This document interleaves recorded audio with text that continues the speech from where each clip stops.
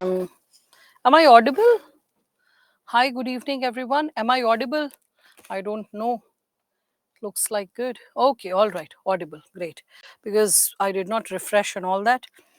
Okay, so we were about to start with the new chapter, that is contribution of moral thinkers and philosophers today. Did you go through the material that was shared with all of you, the notes, the bullet notes associated with thinkers and philosophers? And I had also requested all of you with respect to reflecting upon the material that was connected with the topic of thinkers and philosophers. Did you go through it? When we are talking about it, I hope you went through it, right?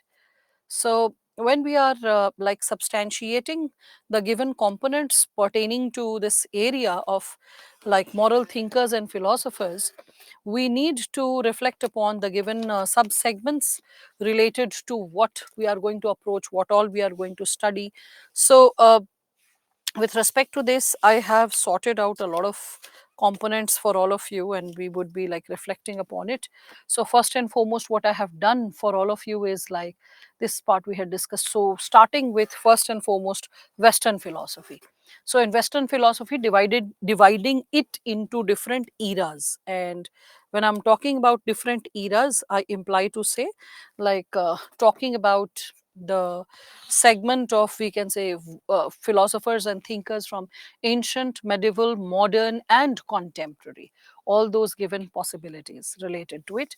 After that, we would be reflecting upon ancient era thinkers, pre-Socratinian thinkers, who they are, and after that Socrates, and then Plato and Aristotle. And after that, we would be after substantiating the insights pertaining to the thinkers, these ancient era thinkers, I would be today discussing with all of you certain segments. I've created some notes also for all of you to read as homework. So I would be discussing certain segments related to question and answers for Indian thinkers. As I told you, that Indian thinkers, rather than teaching them, because you will always already be introduced to these thinkers via history. You will be introduced to Buddhism, Jainism, Mahatma Gandhi, Nehru. So a few thinkers and philosophers, how to read them, how to get into. Please provide bullet notes of philosopher. Gaurav, it is already there. Ethics notes that was posted a week and a half back. Just open that, get familiar with it. You will find it over there. The bullet points related to thinkers. It is given in that. It was a wholesome material pertaining to all the topics in a brief way. So just go through that. Yes, it is a 77-page notes in that only. Now, so in this Indian philosophers and thinkers that we would be taking up today, through question and answer, we'll get a brief overview how to deal with it. So we will be reflecting upon APJ Abdul Kalam sir. After Kalam sir, we will be reflecting upon Nehru's ideas when we are speaking of it. So we will be speaking of Tirukural also, Thiruvalluvar's work. So from there was a question: falsehood takes the place of truth when it results in unblemished common good. So what does it imply, and what we can reflect upon it from this given sub segment. Again, Nehru's concept related to secularism, we will be reflecting upon that, though this is also there in your syllabus pertaining to, we can say, Indian society. So salient features of Indian society of secularism and communalism, you have it in polity as well. So this is something pertaining to ethics. Further, when we are discussing about it, we will be discussing Nehru's idea on secularism. Then we will be reflecting upon nationalism and pluralism with reference to Tagore's idea of nationalism and how is it relevant today. So we will be reflecting upon that. And after that given possibility, we will be also reflecting upon this given component of Mahatma Gandhi's quotation. Okay, so I have no clue, Mithun, what technical issue you are asking. Okay, so when we are discussing about this segment, this is how we are going to discuss upon, like, about the Indian philosophers and thinkers. All right. So this is something which we all are going to reflect upon as we are like going to talk about Indian thinkers towards the second half. The first half we'll be reflecting upon ancient philosophers and thinkers, which we are going to start now. So with respect to this given sub segment, when we are talking about philosophy and when we are discussing about it, okay, so with respect to it, we all can start reflecting upon how Western philosophy unfolds itself. So with respect to it, as we like see how Western world is like reflecting upon the forms of philosophical inquiries, the first one, the ancient era, can be associated with the pre-Socratic philosophers. When we are discussing about that, so the pre-Socratic philosophers means before Socrates. Okay, so before Socrates, the philosophers who were there, so pre-Socratic philosophers. After that, we will also reflect upon Socrates, Plato, and Aristotle. Right? So, this is going to be our nature of inquiry. This is virtue ethicists.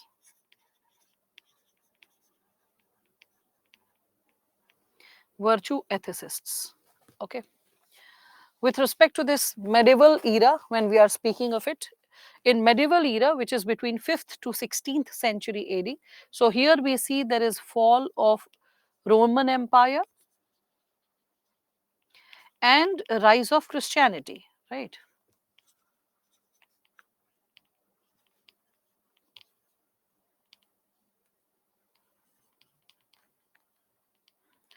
You can zoom it. You can always zoom it, Vivek. It will be fine. So, medieval era, the fall of Roman Empire and rise of Christianity. This is what unfolds before all of us. So, in this, we can think of Saint Augustine.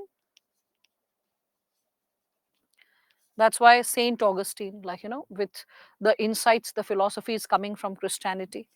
You can also think of Thomas Aquinas.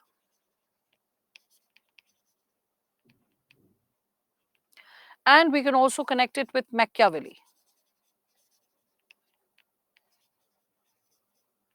right? So, from these perspectives, we will be reflecting upon these thinkers, right? Again, modern era, again, like, giving a brief overview about the thinkers, but there is no end to it. I'm just putting and like enlisting the important ones, still, there is no end to it.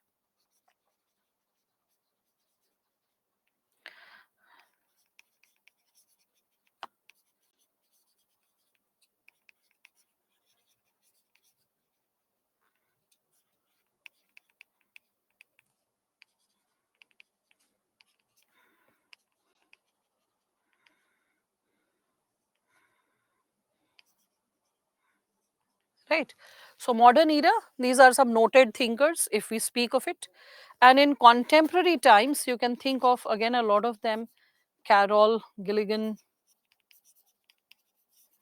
You can think of John Rawls. This again is an endless list. Just trying to enlist few of them so that you are at least familiar with their names, a bit of their work, because after all, this is not an optional paper. So there is a limitation to the number of thinkers who can be discussed, right? Like having a brief idea about Michel Foucault, Derrida, Chomsky,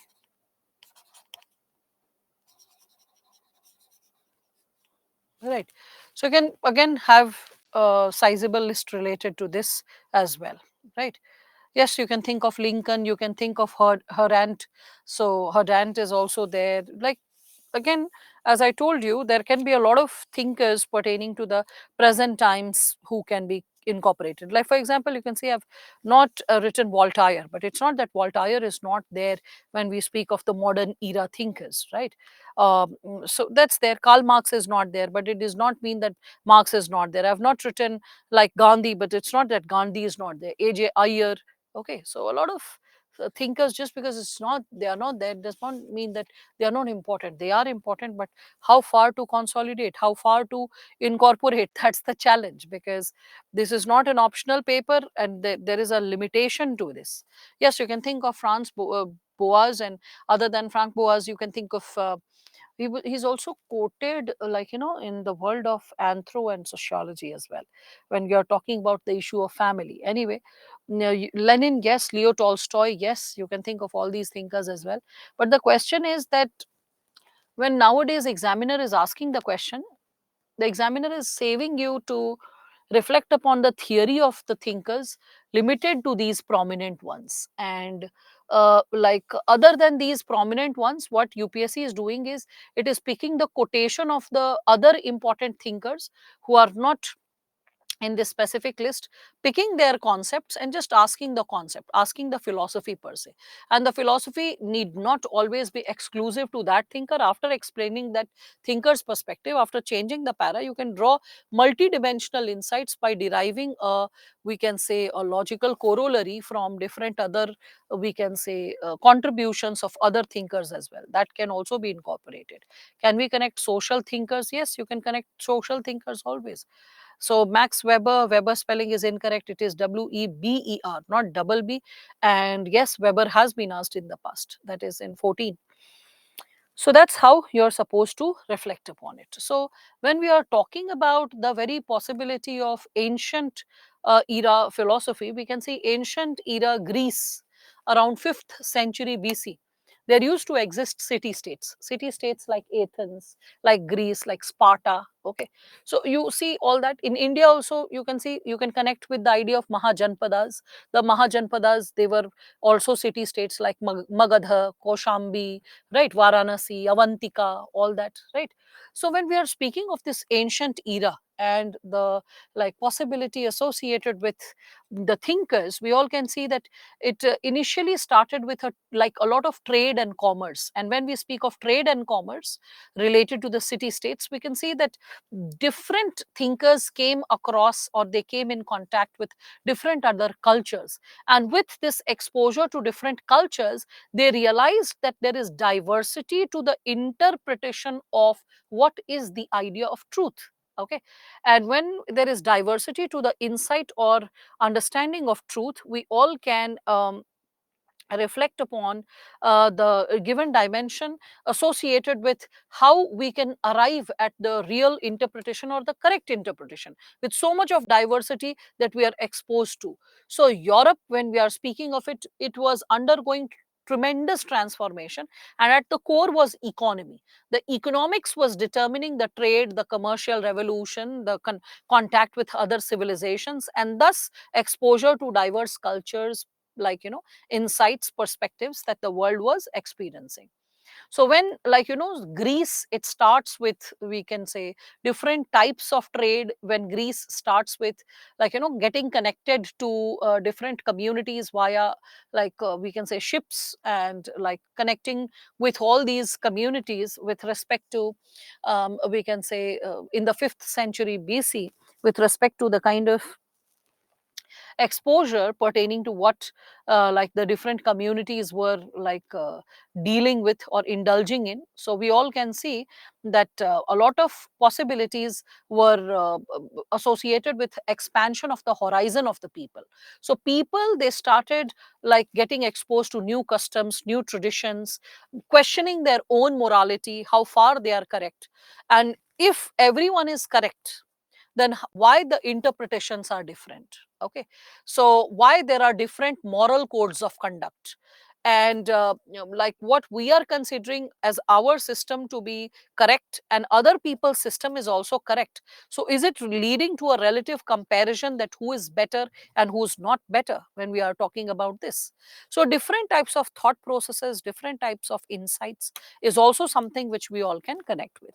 So when we are talking about the pre-Socratinian philosophers, we see that they're a byproduct of this inquiry, this change that was occurring in Europe, and this moral inquiry, that what is the right way to think and observe the truth, and how to, like, arrive at a clearer explanation to what morality is all about. Okay, so in that we all can see that the pre-Socratinian philosophers, first and foremost, when we are talking about them, so we can say that there's Thales of Miletus. Before explaining him, just giving you an overview.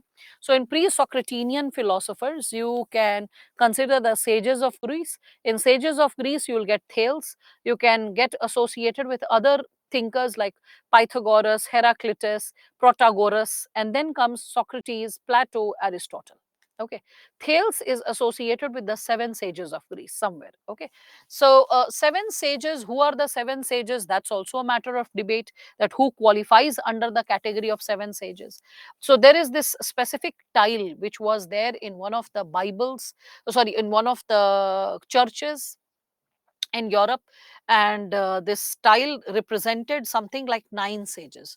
So the popular term used as seven sages and who qualifies under it, it's a matter of debate. As I have incorporated this also, Diogenes Laertius, a very popular philosopher, he also has pointed this out, that like among his sources, great disagreement has been there over which figures, who like as thinkers can be counted among the seven, who can be incorporated within the seven thinkers and philosophers when we are speaking of him. Okay, so we all can reflect upon this given possibility. First and foremost, Thales of Miletus, when we are talking about him, he is the first person. He is a philosopher, as you can see, mathematician, astronomer, and he advised know thyself. Now there is also Pittacus of Mytilene, and he is trying to reduce the power of nobility, and maybe a student of political science may get introduced to a few of these thinkers. There's a fair possibility, but the concern is not political over here. The concern is discussing about what is the right thing to live and how. So the concern is more philosophical in nature, even if you are introduced to these thinkers in your optional subjects. That's there. And just stick to the contour. That's more than enough for you to respond to it when we are speaking of it. So seven sages are the Hinduism with names. Yes, even here we are discussing it with names, Prithviraj, right? With respect to Western philosophy. This concept we have in Indian mythology. So true. We do have a similar concept in Indian mythology, but it is mythology. The concept of Saptarshi, and the concept is mythology because proving the possibility of them by connecting them with astronomy and astrology becomes little tedious. Okay, so that's there. Ancient philosopher were associated with many disciplines. So very true, because you can understand that philosophy is the mother of all disciplines. In the previous session, I said that it is mother of all disciplines. So you can see philosophy is divided into natural science, and then you can connect it with mathematical precision, and you can connect it with social sciences. It can connect it with philosophy of society, so social philosophy, political philosophy, metaphysical philosophy, if you remember all that, right? Philosophy related to natural sciences, so natural philosophy. There are so many branches, and that's why you can associate the philosophers with a lot of disciplines simultaneously. So Pittacus of Mytilene, he suggested that power of the nobility, okay, should be reduced. It should be reduced, and people, demos means the common people, okay, common people. So the common people should be the ones who should govern. With their support, governance should take place. Again, we can see Bias of Preen. So Bias of Preen, he was a politician and a legislator, and he also existed in 6th century BC. Similarly, Solon of Athens, he was very famous legislator, reformer from Athens, and he was associated with creating laws and talking about or shaping the possibility of Athenian, we can consider democracy. Again, Cleobulus, when we are talking about him, so Cleobulus, also called the tyrant of Lindos, he is reported as grandfather or father-in-law of Thales, and Periander of Corinth, and then we have Chilon of Sparta, and he was a Spartan politician who discussed about militarization of the Spartan society. Okay, so these different thinkers contributed in their own way, amongst which Metellus of Thales. So he is quite important, and Miletus, when we are reflecting upon him, there is this basic information which I have just picked it up. So he is one of the seven sages in Greece, and many regard him as the first philosopher in the Greek tradition. father of Western philosophy. I like, though we call Socrates as the father of Western philosophy, okay, we need to understand that the very contribution of shaping philosophy goes to Thales. Okay, he is the man who's a mathematician, also associated with geometry, and tried to calculate the height of pyramids and the distance of ship from the shore. So, trying to bring in mathematical precision to our reality when we are speaking of it. Okay, sophists later. We'll talk about sophists. Okay, so when we are discussing about it, what is the use of seven stage? And can be a direct question. What is the use of seven stage? We are talking about sage, not stage, first and foremost.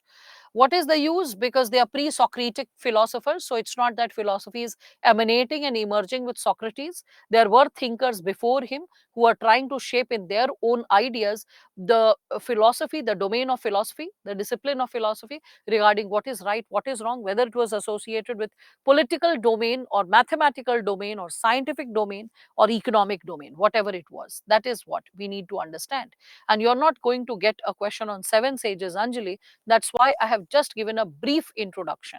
If you get a question that will be like evolution of Western philosophy, then in that case, you'll not get a question on seven sages, but I cannot skip it and straight away jump to Plato. That will not be fair. That's why just giving a brief overview of we can say Western philosophers and thinkers, and starting with the one to whom the contribution is given, and that will fix the basic fundamentals about how you are supposed to read or know about philosophers and thinkers. That's the purpose. All right. Now, so good evening, all the students who have joined in between and who have greeted, and greetings to all. Okay, so when we are talking about Miletus, he considered that everything is made of water, everything, and he considered that, when we are talking about it, he considered that also five elements of nature is involved in our formation. He was a physicist and a mathematician, as I have said. So his idea of five elements is quite similar to the Indian expression of Pancha Tattva. Okay, and we can consider that these pre-Socratic philosophers, they tried to explain what's happening in nature and how the five elements are supporting our existence rather than the idea of God. Okay, so the focus was not on theology or religion or the idea of God. It was more associated with trying to explain the existence of human beings via nature. Okay, so explaining insights associated with nature when we are talking about it. So, why do all ancient philosophers and thinkers look alike? Well, because probably there was no picture to be taken. We didn't have cameras. So, a tentative insight associated with the description that is given in the ancient texts must have encouraged them. And also the statues which are found must have encouraged them to have an idea that this is how probably they looked like. All right. Now, with respect to this, when we are talking about Thales of Miletus, he said that the body, in fact, I can quote him, the body is the house of God.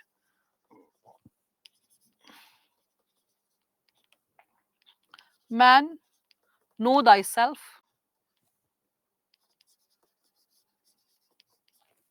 and you would know the gods.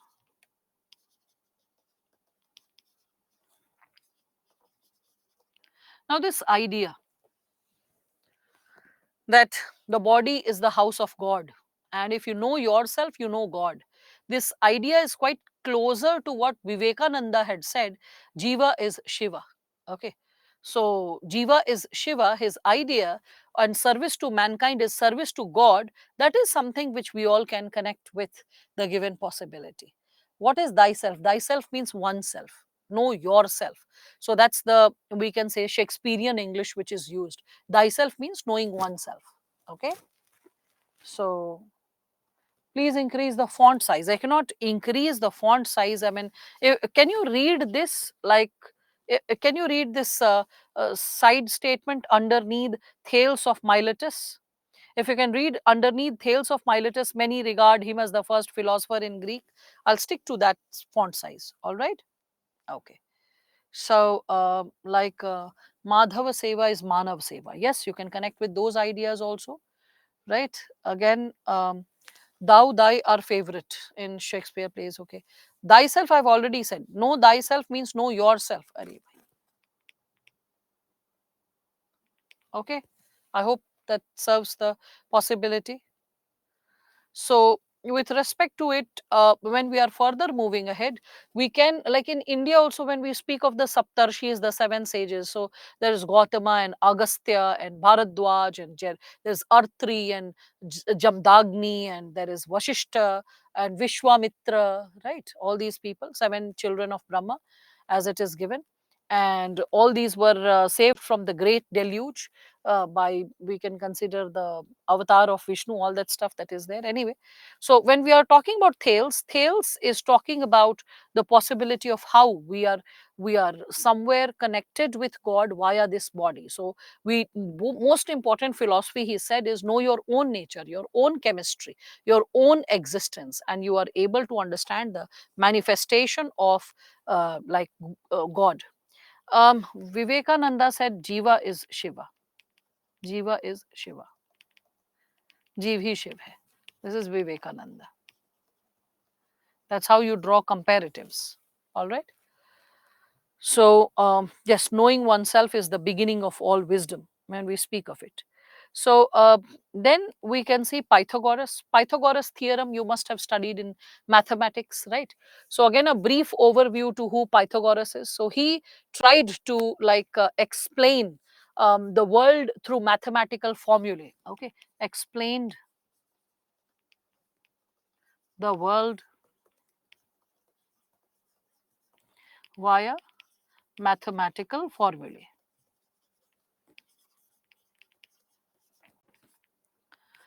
Formulae, or we can also say terms and terminologies. Okay, so he tried to explain that how the world is associated with what we all are experiencing, why these thinkers are before Socrates. I mean, Meshach, before your birth, like all the siblings you will have, they will be pre-Meshach, uh, like uh, family members of Meshach. So pre-Meshach means before the birth of Meshach. I hope you understand that, right? So when we are speaking of this, because when someone is very important, okay, so pre-Akbar period, pre-Ashokan period, that's how you give importance to the individual, by considering the era to start with the person. So pre that person means before that person was born or existing, right? That's what it implies. Now, so with respect to this, when we are discussing about the thinkers, and with respect to Pythagoras, when I'm just exposing you to the idea of who he is and what he is contributing, so you'll see that he is seeing everything in terms of numbers, everything. Like he is seeing the human beings as unique formulas. Okay, humans are like unique formulas. That's what he considered. And he said our unique formula is something which is determining what we would live, what we would experience. Remember that movie of Matrix? Everything is getting constructed with internet coding and 0 and 1. So in the similar manner, he considered that there is a unique equation to every human being. Every human being is a set of equation, a set of formula. And when we are applying the, like we can say, correct formula, we would be leading a human life. If we go unethical, our unethical conduct will lead to wrong formula. Due to wrong formula, our equation will change, and in the next birth we will be born as a animal rather than as a human being. So that's what you will find it, this his theory connected to the theory of reincarnation, which is quite popular in the Indian subcontinent, right? So he gave this theory of reincarnation, that if you are unethical, your formula changes, your equation changes, and you are reincarnated as an animal. You are not reincarnated as a, we can consider as a human being. Yes, yes, like post Gupta, like post Maurya. Very good, Labdhi, you can connect with that. So that's what we can speak of it. So he started connecting human beings with, the mathematical formula. You go unethical, your formula gets disturbed, you are reincarnated as a different animal. So that's something which you can consider the importance of numbers even in other religion. Like Christianity discusses 666 as a ominous number. We can say 777 is considered as God's number. okay, and it is considered lucky in Christianity. Similarly, in Islam, you can see 786. 786 is nothing but we can say an abbreviation of Bismillahir Rahmanur Rahim. Okay, so that is a representation of this specific expression in 786. Okay, when you're starting everything in the name of God. So different religion tend to endorse different numbers. In astrology and numerology also, you'll find there is a relevance attached to numbers, like 4 given to Rahu, and that's why people said 2020 was a disastrous year for the world, and again 2024 is coming, so it is another number for Rahu. So again the world can undergo certain dilemmas, and we can say intellectual deluge and confusion when we speak of it. So with respect to these given possibilities, when we speak of, like, let's say, the component of what we are experiencing around us, okay, we all can reflect upon the numbers. So numbers, we can see, we connect like 1 with sun, we can connect 2 with moon. This is how you'll see that in astrology these possibilities are connected, and that is something which even numerologists also use, and they also tend to predict with respect to these given possibilities. So can we say that these thinkers established the foundation of European civilization? Yeah, they were laying down the foundations of moral inquiry, mathematical inquiry. What is the moral way to live? What is the ideal way to exist? That ways we can definitely talk about this given possibility. So past half an hour I'm connecting to the mentor. So download ARM, just clicked lecture 11. No idea, Anjali. There are 2 Anjalis. Please, SME, respond to Anjali. You need to just help her out, whatever is her concern. Okay. So you all can understand Pythagoras, the man behind the mathematics, not connecting mathematics only with objects and things, but also connecting it with human beings. Okay. Do we have a separate ethics exam in mains? SME, please support Pooja. She needs immediate help. Okay. So just help her out with this question, which is quite an important question, I think, which needs to be addressed immediately. Okay. So with respect to this given possibility, yes, even without scientific technology, or without any, we can say, instrument of being open to the world of learning, they could arrive at such knowledge and wisdom. If you're really curious, Anjali, or any student like Anjali is associated with the dashboard is showing that my study plan is completed. No, Dhananjay, there are 5 more days to go. SME, please escalate this issue, what Dhananjay is pointing out, or Anjali is pointing out, that why this is there in the study plan. This is something which is problematic. Maybe I can just share it in the break to Amarjeet. Just a second. So, okay, fine, fine, fine. Wait. So, right now everyone has joined the session. So, how about our capability to understand the concept? That will be great. No, there must be some technical glitch that can be rectified tomorrow. Let us focus on, already you people have joined the session, so how about not learning the content and focusing more on what was reflected on the dashboard, right? The bullet notes, Gaurav, has been already provided like 2 weeks back, last to last Friday. Go to the ARM section, you'll find there, download it. It is a 77-page ethics notes. In that, you will find the subcomponent of philosophers and thinkers given in bullet points. You are supposed to read it on Saturday and Sunday. No worries, start reading it now. All right. So, with respect to this given dimension, we all can see this given possibility. As you are curious about it, Anjali, and other, like, segments associated with this given possibility of, like, how such thinkers in ancient times are arriving at the world of wisdom, to which I can probably give you an idea. Okay. And the idea is this, that these thinkers and philosophers, they made specific inquiries as what is correct and how we can consider that that is the best thing, or that is the correct thing to do or live. There's a very interesting novel. Anyone who's into bedtime reading rather than surfing internet, for those students, it will be a very good book. Sophie's World. So Sophie's World it's a very, not even a very expensive book. On Amazon you can find it, so you can gift it to yourself as your own birthday gift, and you'll understand why I said a birthday gift.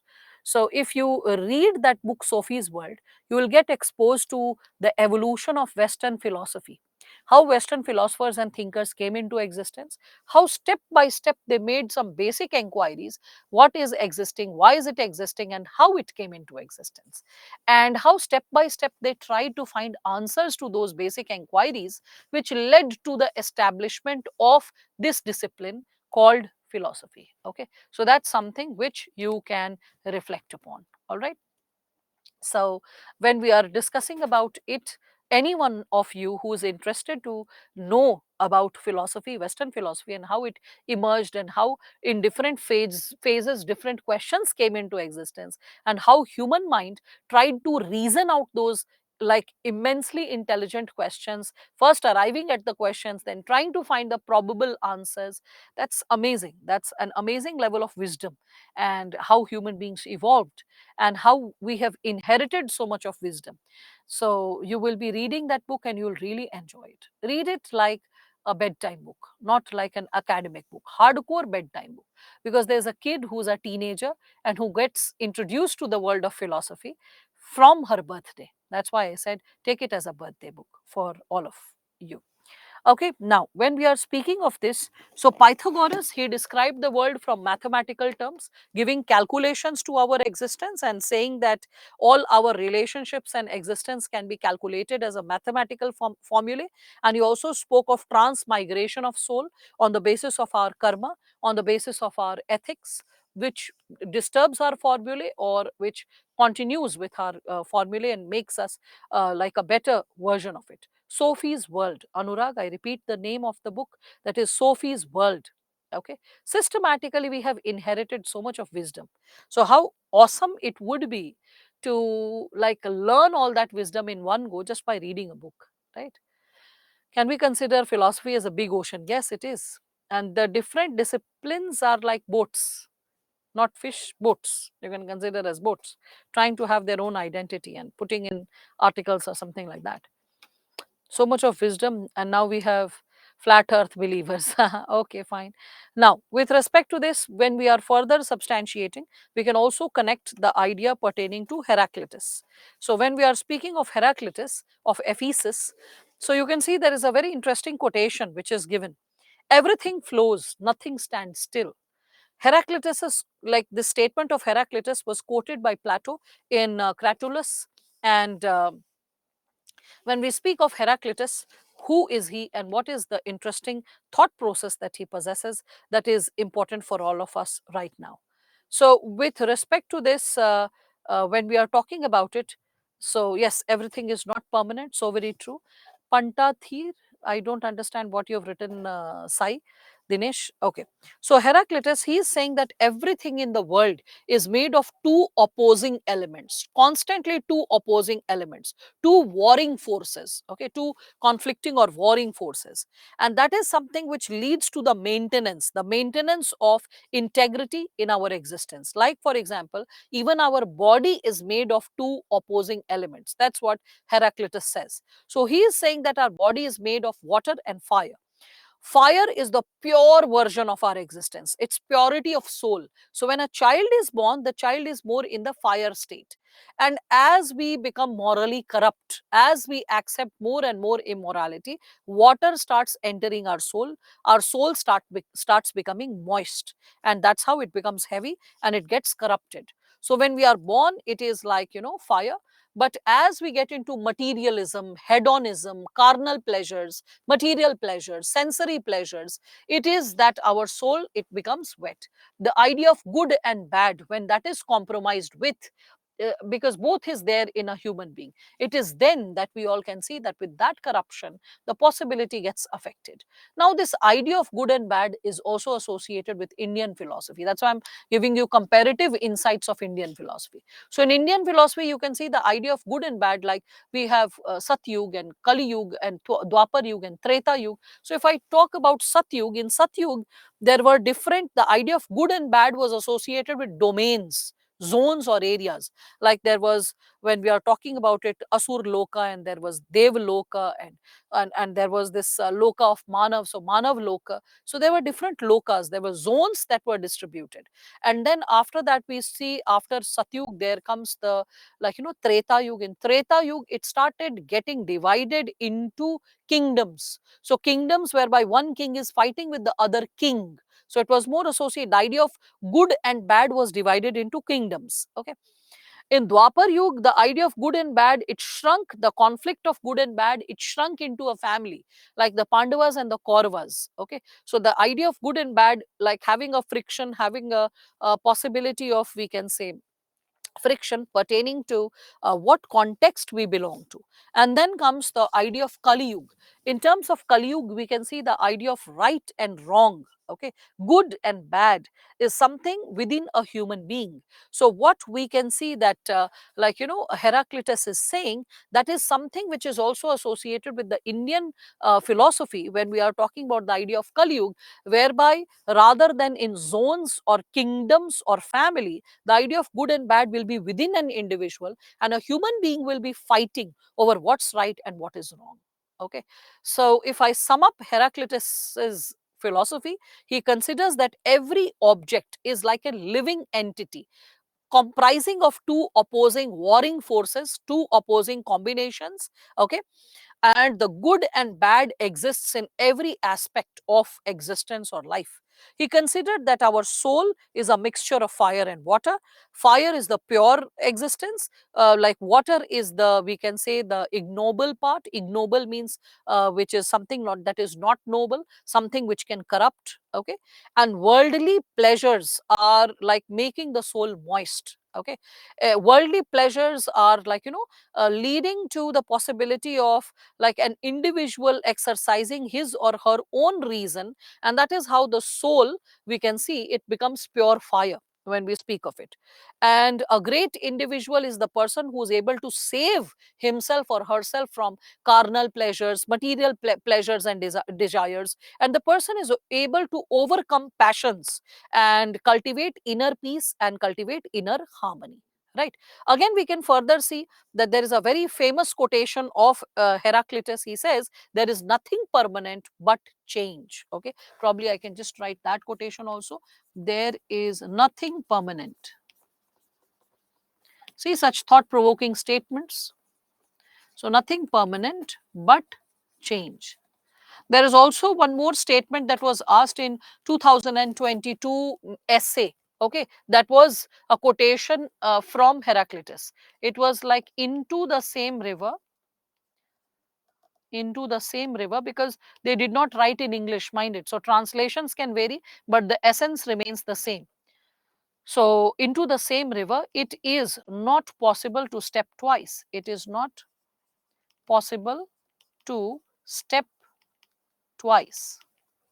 It is not possible to step twice. So, this implies that yes, no man ever steps in the same river. So, what it implies by saying this given statement is that when you are stepping into a river, stepping out of it, the river has already flown. New form of water is coming from the top. So, the water is different. That's why the river is not the same. Now, coming to you, every moment it is considered we are changing, not only at cellular level, but also at the level of thought, expression, belief, the way we process life and its possibilities. So that's what. So, into the same river, it is not possible to step twice when we are talking about this given possibility. Okay. So, that is something which we all can reflect upon when we are discussing about this given subsegment. All right. So, into the same river, it is not possible to step twice. All right. This is what we can connect with. Fine. I hope all of you are able to deal with it and able to understand that why the individual is also not the same, the river is also not the same. Okay. So, that's how we can understand Heraclitus. So, making the mistake twice should not be done. That's also a way you can connect. Cannot commit the same mistake twice. All right. Change is the only constant. Yes, yes, yes.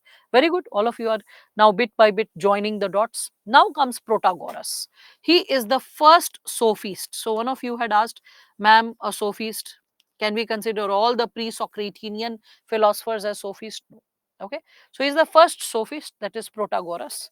So you can see Protagoras, the quotation like related to him is, let us hold our discussion together, our own persons, making trial of truth and of ourselves. Okay. So let us hold our discussions together, our own persons, making trial of the truth and of ourselves, right? So with respect to this, can you please repeat the same river quote? It's written, Sachin, you can revisit it later. All right. Now, so, when we are speaking of this given dimension of Protagoras, who is he first and foremost? What is his opinion? And later, like, who are sophists and how sophists are not so connected with Socrates? We'll move to that explanation and dimension. So, first and foremost, reflecting upon Protagoras. What is mean water is at rest? What is at rest? Well, Narendra, this statement can be used for, like, let us say a stream, sorry, I'm saying a lake. Okay. So when water is still, it is not moving, so it is still. And another thing is associated with a non-turbulent river, but it does not mean that turbulence is not there, that means flow is not there. It's just that it's non-turbulent. It is an expression in literature. Okay. Now, coming up with sophists first. Who are sophists? So in ancient Greece, you will find that these were the kind of teachers, more like in India we had Brahmins. In the similar manner, in Greece we had sophists. So these individuals, they specialized in rhetorics. Rhetorics means art of speech, art of speaking. Okay. They had the expertise on language, rhetorics and philosophy, and they trained the students. Who were the students? So they were young statesmen, young boys of nobility. So they trained them with the skills of philosophy and rhetorics to these young boys belonging to the noblemen or the statesmen, so that they become competent to fight for elections, become a part of the we can say Athenian democracy. And that's why I said that sophists played a similar role to that of Brahmins in India, because they were taking money in exchange, they were taking monetary, we can say, favors in exchange, and in turn they were training the young boys of Athens. Okay. And that to the, we can say, the rich, or the, we can consider the well-off boys belonging to well-off backgrounds. Okay. So when we are talking about rhetorics, rhetorics is persuasive speaking. जब आप लच्छेदार भाषा में घोल गोल बोल सकते हैं ना, that is what is called rhetorics. When you can indulge in, we can consider, persuasive speaking. So that is art of communication, and leaders need to have that. And that's how you can connect with Sushma Swaraj. She was a very fierce speaker. Atal Bihari Vajpayee was a very popular leader because of his speeches, very popular, sensitive speeches. Even George Fernandez's speeches in 1970s as a trade union leader was quite popular in those times. So there have been quite prominent leaders on the basis of their speech, the sensationalism and the kind of connect they can create with the people. Now, if you think of Manmohan Singh ji, so Dr. Manmohan Singh, he was always elected by Rajya Sabha, not by Lok Sabha, because this power of rhetorics was not there with him. He was a wise man who was always very reticent, not into too much of like garbage speaking, or even gift of gab, like whereby he can articulate his words in fancy ways and make it sensational. That was not him. He used to speak to the point, like in a rational, pragmatic manner. And because that rhetoricism was not there, that's why probably he was always elected from Rajya Sabha. Anyway, so you understand what is rhetorics, you are understanding what is philosophy. So rhetorics and philosophy is something which sophists were teaching in Athens, Greece, to young nobility and statesmen, and they were charging for it. And as democracy was introduced for the first time, so you needed to be a very good speaker, a powerful orator, and capable of understanding the basic skills, intellectual skills and philosophies, so that people are appeased by you and they vote for you, they choose you. So being eloquent was increasing your chances to be elected to power, right? So sophists, they were preparing the leaders, the young people from nobility and statesmen, to be a part of democracy, to get elected, like we can say, in democracy. Now, in this given situation, you will see that the sophists were the one who were opposed by Socrates. Socrates did not like sophists. He believed that knowledge should never be monetized, knowledge should never be monopolized, knowledge should never be only accessible to the rich. Knowledge should be free for all. Knowledge should be accessible to all. Qualitative knowledge should be a part of the thought process of all human beings. It should not be only with those people who are associated with, we can consider, only associated with the power of, we can say, money, as well as the power of articulation. So that's why we all can consider that, like, Socrates did not appreciate the sophists, and he was highly against them. Anyway, I'll get back to Socrates and the sophist debate little later. First, let us understand who Protagoras is. So, as we are discussing about Protagoras, we can understand he gave the concept of homo mensura. Homo mensura. As the term, you can see homo mensura, it literally means that man is the measure of all things. Homo is man, is the measure of all things, of all things. So he suggested that human beings evaluate things as per their interest and convenience. I can probably substantiate so that no one forgets it. So human beings evaluate things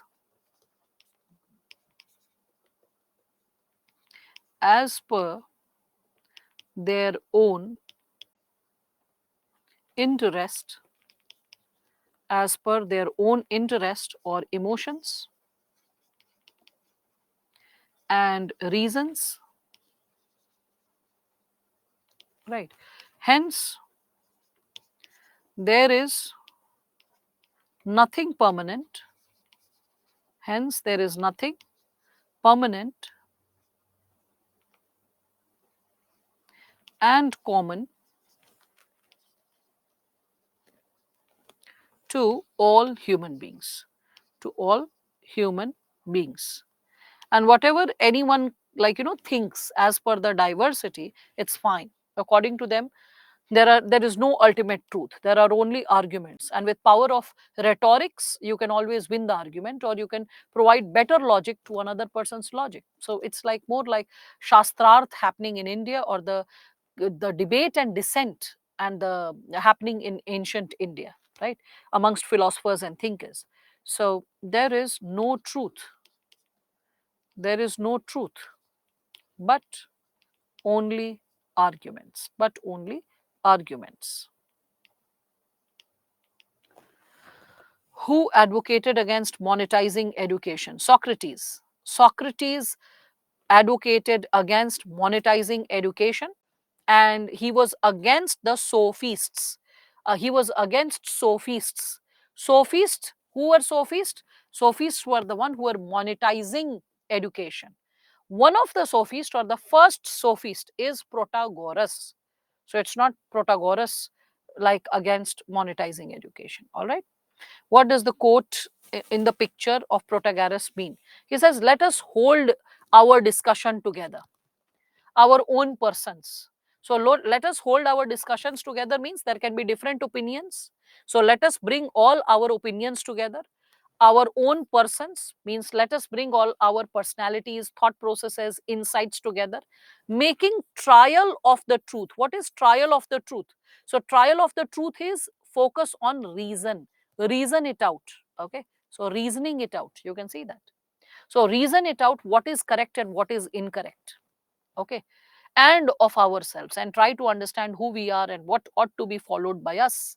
That's the idea that he gave when we are speaking of it. Okay, so can we consider Protagoras as father of debate in Greek tradition? Even before him, there were a lot of, we can say, philosophers who gave us the insight to dissenting opinions. Okay, so that's there. So you said that statesmen and noblemen, boys. Yeah, because around the world we see that that is how Vanshika history has like unfolded itself. History is all about his story, okay, not her story. So that's what it is all about. So how can I put in the female perspective? Women were not even allowed to vote in ancient Greek civilization or Athens, despite democracy being there. Who was refrained from voting? So it was the poor, it was the women, if you actually look into it. So how can I incorporate the gender realm pertaining to noble men, making it noble women, or statesmen making it stateswomen? I cannot do that, because we are not talking about present and futuristic possibilities where gender diversity and equality needs to be respected in our speech. It is something which comes in our thought process, like the way it has been experienced so far, and that's what we are discussing: history and philosophy, right? So even now, morality police is there in Iran, in different parts of the world. Even in India, we can see there are so many people discussing how women ought to behave, or look like, or talk, or participate. Right? Aristotle considered old women and children are not citizen. Yes, that's the reason, because Aristotle, and for that matter Plato, and for that matter Socrates, they considered women are emotional beings. So when they are emotional beings, their decisions may lack rationality. That was the reason. It was later that you can see that Plato's opinion or Aristotle and Socrates' opinion gets contested when you say that because a person is enrolled into a specific social environment, brought up in a specific manner, it is that influences the, we can say, inner chemistry and the decision making capability. When we say women are very emotional, yes, they are emotional when they are tied to the walls of domesticity. Like if a mother is never stepping out, she is all the time surrounded for the concern of her husband, her relatives, her, we can say, children, and all the time thinking about them, cooking, managing their things, cleaning their things, arranging their things, and her entire world is associated with them 24/7. Only on occasions of festivities that she is interacting with outsiders. So such a woman will be highly emotional because she is nurturing the beings. So anything happening to her husband or her children or her family members, she'll get super triggered. Her capability to maintain her emotional balance will get affected. She will howl, she will cry, she will overreact. That will be there because that's her nurtured reality. You think of women who have been exposed to the larger world, exposed to the larger possibilities, and see how their thought process evolves. And you'll see that, like, women like Indira Gandhi can also be there. Women like Razia Sultan can also be there. Women can also be effective decision makers, and if needed, they can also be powerful, shrewd, like states persons, and they can also be into the game of politics, sometimes ruthless and sometimes even cruel if need be. So we cannot engender who is good at politics or who is good at statesmanship. It is more associated with the caliber of an individual, irrespective of gender, and how the person has been raised. If a person has been raised in a criminal environment, irrespective of a man or a woman, the tendency to develop acceptance towards crime will be higher. Similarly, if a woman or if any person is raised in a very protected environment in the four walls of the house, that is going to impact the patterns of thought and socialization, right? Okay, so I've spoken a lot. A lot of you are coming up with a lot of examples also of women who are exposed, trained, and they contributed massively. Yes, Plato has discussed it in Republic, but Plato gives equal opportunity to women to become philosophers. Yes, philosophers, because a woman can think sensitively and arrive at logic. She can contribute in her own way regarding what ought to be done, what ought to be understood. She can become a like queen. Okay, so she can become a queen, because she can have that access to power via king, and but she's not the only sole ruler of the throne, mind it. When it comes to political decision making, they consider that the political objectivity may be not there in women. That was the logic he had given. Children are young, old people, they lose their rationality after a certain age. That's why they are not given that power. That was the reason. I hope you are getting an idea. So it was a peripheral feminist or accidental feminist. No, Sania, we can't say that, because probably many people will consider against the idea of he being a feminist. Just the opposite is what many people would consider. Plato doesn't think of gender equality. Yes, I mean, the thing is, why are we fighting or even reflecting upon gender equality? Can we not accept that people are a byproduct of their times, and as per the suitability of their times, they develop a sense of rationality, right and wrong? Like today, we are handling tablets and phones to our children, right? Very casually, 2 year, 3 year, 4 year old children are holding phones. We are keeping phones around our heads and sleeping, and very casually and very regularly all of us have a tendency to do that, right? And maybe after 50 years, if like human civilization comes across multiple case studies proving that how different diseases are happening because of having the mobile phone very close to us, and in earlier times, if they reflect 50 years later or 70 years later, our forefathers who invented the mobile phone, it made such terrible radiation and they kept it in their pocket close to heart. They gave it to the children to play for hours, and then there is a possibility they will look down upon us. They will criticize us. Oh my god, what kind of ethos! They did not even have this basic sensibility when they were aware that so much of radiation is taking place, and there was no radiation blocker also technology in their phone. All that, if spoken 100 years later, will not be correct, because today the level of awareness, exposure, accessibility, parental training, and massive, we can say, technological understanding and exposure is not there, right? So evaluating from the technology of 100 years later and the ethos and values of 100 years later, evaluating with those values and technological exposure, a man who was 100 years earlier, that is today, will not be fair. Okay, so उसको काल दोष माना जाता है. It is considered a mistake that you commit by not reflecting upon the relativity of time in determining ethics. Okay, so that's why you are supposed to be careful when you are incorporating the insights. Okay, I hope all of you are understanding this bit. Yeah, all of you. Yeah. So, well, as we are, yes, yes, like innovation of plastic and all of it. Later, we might have a differential opinion. In the similar manner, let's not reflect upon gender from today's value systems, the idea of slavery from today's value systems. Let's be open that with differing times, people arrive at different, we can say, opinions, insights, values, which shapes our possibility accordingly. Right. Okay, further, when we are moving ahead, we can think of Protagoras, what he says. So he says there are no truth but only arguments, as I quoted him. Okay, so what is he suggesting? He is suggesting that there is nothing like final truth. What we all can see is happening around us is associated with the relativism. So we can see that rather than ethical universalism,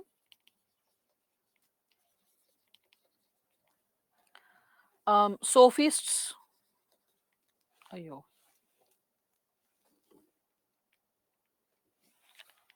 sophists in general case, and he believed in ethical, sorry, moral relativism. Moral relativism. And when we say moral relativism, what does it imply?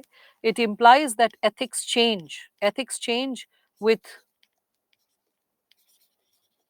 the possibility of, we can say, time, place, and person.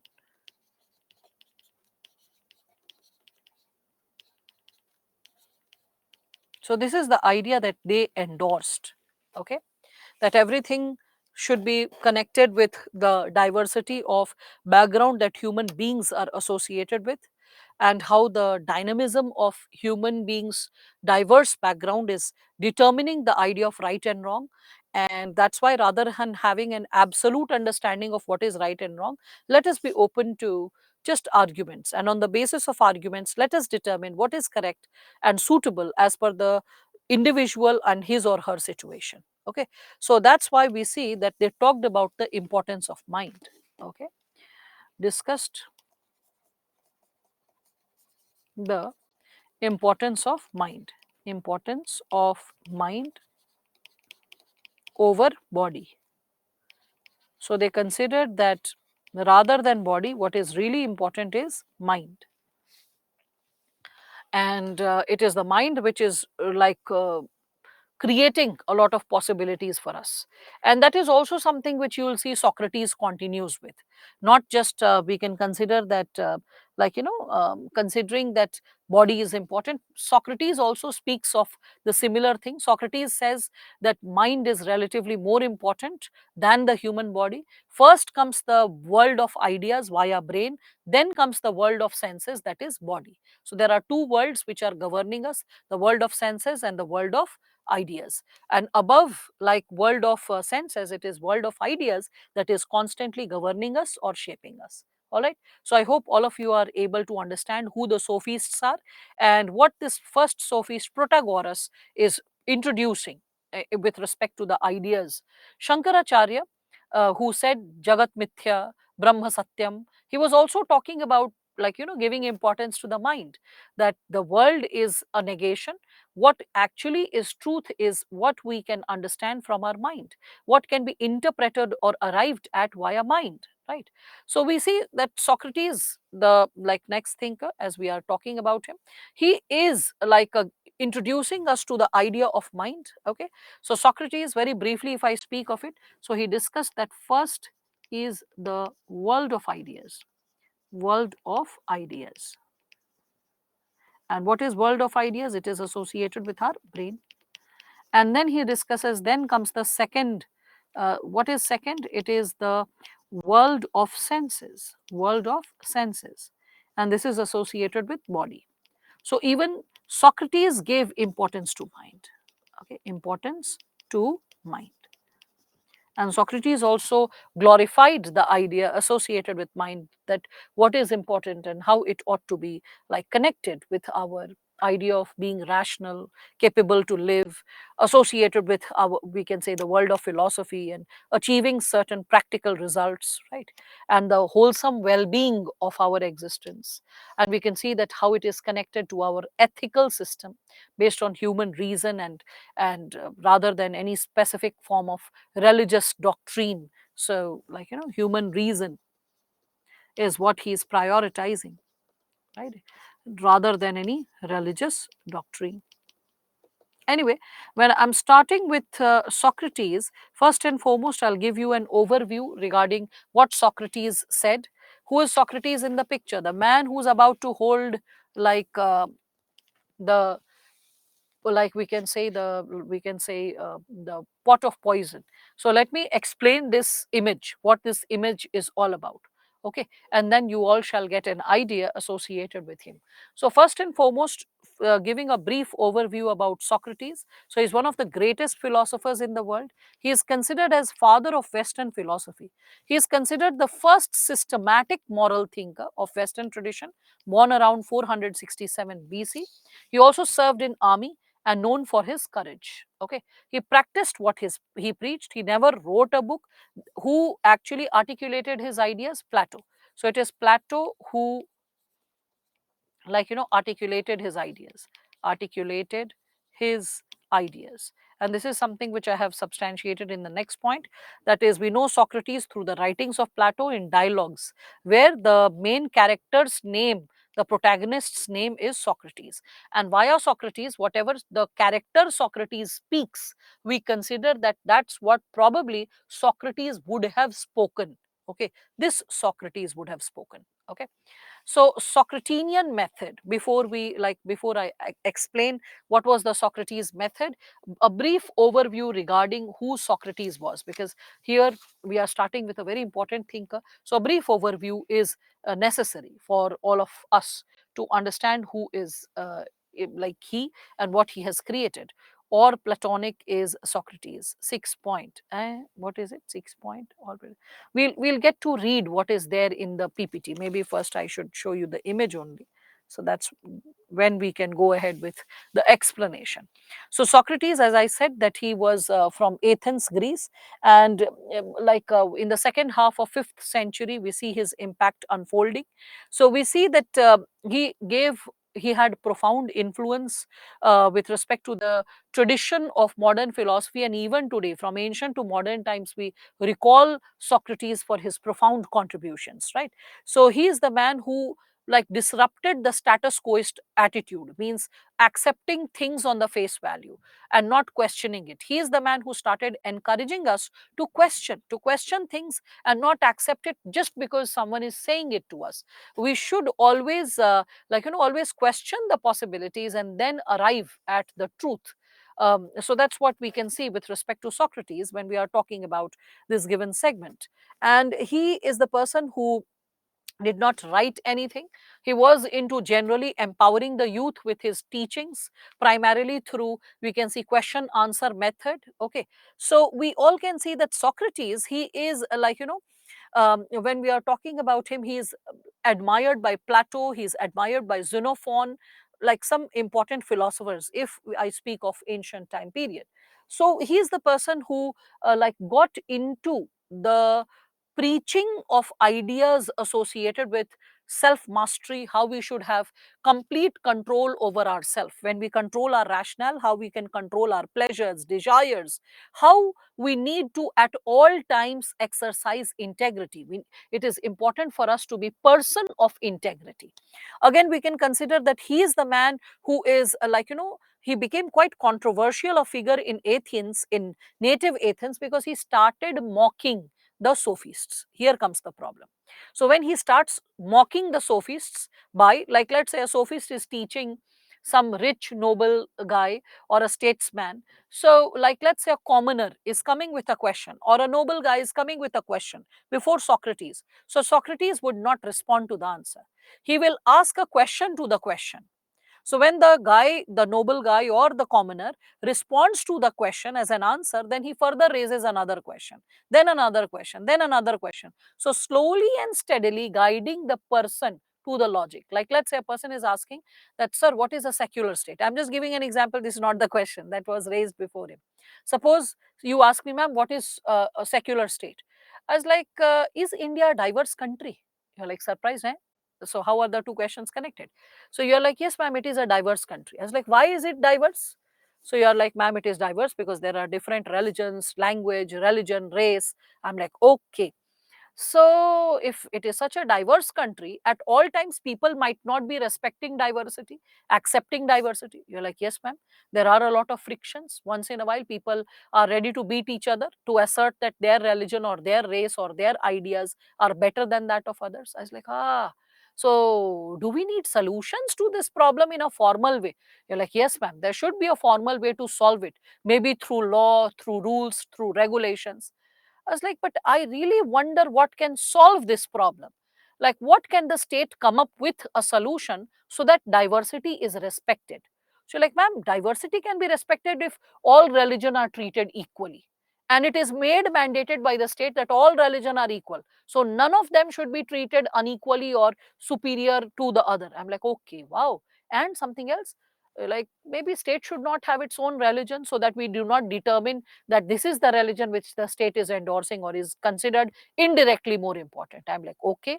And something more, it's like the state should propagate harmony, like liberty, equality, fraternity. When people are living peacefully under the rules, regulations, state not having its religion, all religion are respected equally, maybe then harmony can be there. I was like, so that's what secularism is all about, the principle or the essence of secularism. Got it? This is Socratinian method.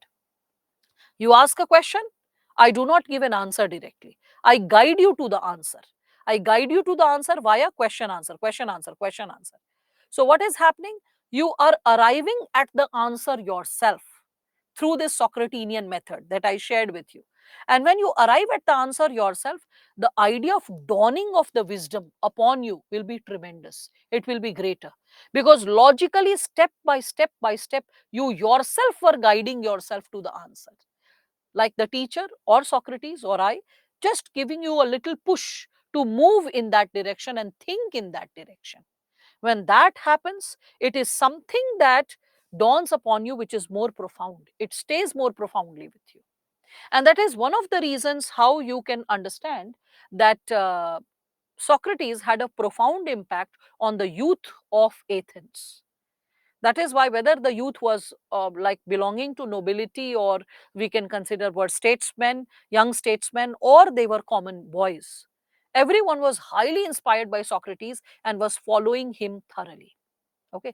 And his popularity used to stink. It used to like be a negative impact being created on the sophists. Sophists used to feel it as a direct challenge, because he's neither charging and also mocking the sophists by like calling their method of dictation is more like feeding the child. So Socrates is guiding you to the answers which you can arrive through your own logic. Okay, so the impact was more tremendous, more number of followers. So and this kind of, we can say, intellectual friction going between the sophists and like Socrates when we speak of it. So this is what we all can understand. So many people in Athens admired Socrates for his ability and for his capability to empower people with wisdom, the profound wisdom. And at the same time, we can see that the sophists were like growing angry, and they were not appreciating his methods. They felt threatened. And as they felt threatened, a lot of things which happened at that time eventually fell against Socrates. So Socrates was charged with impiety. What is impiety? So impiety is when you're not worshipping the gods that the state is worshipping. You're not worshipping the ideals, you're not following the ideals which the state is believing. So he was charged with impiety. So basically, what happened, there was a war that had taken place, and what happened was that the sea route and the land route got disconnected, because of which the food supply and the supply of arms and ammunition got disrupted, because of which the army lost the war. There was a tradition in Athens, Greece, that if the army loses the war, the army head will be hanged unto death. All the army generals or people who are leading the army from different fronts, they will be hanged unto death. So when the trial started, everyone started cursing the army heads. But as I told you just few minutes back, that Socrates himself was associated with like army, and he had been associated with military training. He questioned this decision. He said that when the land route itself was dissociated, and the war was going on, and from the sea route all attack was coming, and if the food was not getting supplied, if arms and ammunition was not getting supplied to the army men, how could they fight? How could they win the war? So is it ethical to hang them to death? So this led to questioning the state and the state's decision making. So everyone said, oh, this man is anti-national, this man is anti-state. And when this thought started getting established that he's anti-national, he's anti-state, a negative sentiment started getting generated, and other like charges were also slapped upon him, and he underwent trial. When Socrates underwent trial, then whether he is, there was a debate, social debate, that how far he is correct and the logic he is speaking, how far it is correct. You'll be surprised, many people believed what Socrates was saying was correct. But when the voting was to be cast by a hairline margin, it was the sophists who had won, and Socrates lost. When Socrates lost, when he lost, it was given as a thought, it was given as a statement to him that if he apologizes for his standpoint and his intellectual perspectives, if he apologizes and takes the words back, he will be allowed to live. If he does not apologize, he will be given a, well, like we can say, a bowl of poison which he'll drink, and finally he'll die. So Socrates, being a man of integrity, he said, no, I'll stand with my ideas unto my death. If my body lives, but I have to kill my conscience, I have to kill my intellectual integrity, then I have actually already died. And the people who believed in my ideals and values, they will also lose faith in me. So I cannot risk it at all. So he said that he won't like go ahead with any such initiative, and he denied the possibility of like seeking forgiveness. So after that, you see that Plato, who was his disciple, he got highly disillusioned with democracy. He believed that it is democracy, or the like rule of the people, which has led to the death of an intellectual like Socrates. That's why everyone is not capable of rationally thinking and should not be allowed to vote. And that's why you see that Plato writes quite bitterly and negatively about democracy. And his disciple Aristotle also carries the similar sentiment in his work. And that's how you see that they believe that not everyone ought to be allowed to vote, because democracy, when it is like running through not the intellectuals but the commoners who are not so educated, then it becomes mobocracy. Mobocracy is the rule of mob. So that's why we see that Plato is not, we can say, having a favorable stand towards democracy.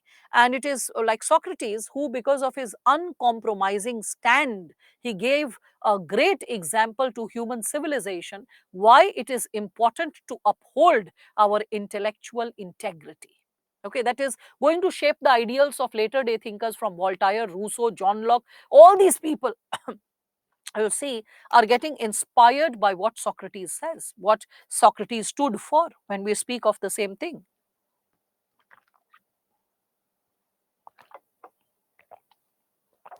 Thank you, SME, for supporting in between. So, when we are speaking of this given dimension, we all can see that when we are talking about, and that's why it's so important to know the thinkers in person and their lives in person. Then you understand which ideology they are standing for and why and how. So, people who don't understand why Plato is not supporting democracy or Aristotle is not supporting democracy, there is an intellectual reason. There is a rational reflection and associated with their lives, associated with what they experienced on ground, which shaped their choices and their possibilities accordingly. Anyway, when we are further speaking of it, so before Socrates' execution, we see that his friends, they bribed the guards and they wanted to rescue him and rescue him from exile. So Socrates declined. He said that I'm not afraid of death. What I'm afraid of is the real ideas ought not to be killed. Okay, so he said that it's better off that I die rather than letting my ideas die, my reasoning die, and people losing faith. So Socrates, his execution takes place in the Phaedo dialogue. Plato discusses it in his play when you are reading about it, and you see that Socrates, he drank the hemlock mixture, hemlock as it is called, HEMLOCK. So the hemlock mixture, he died slowly and steadily. First his organs started turning numb, and finally his heart turns numb. And you can understand Socrates, how deeply spiritual he was, that before his death, he describes his death that now my soul is releasing from the body. And that's something which you reflect in his philosophy, that he continuously gives importance to the soul over the body, the intellect over the body. So he says that now my soul is getting released from the body.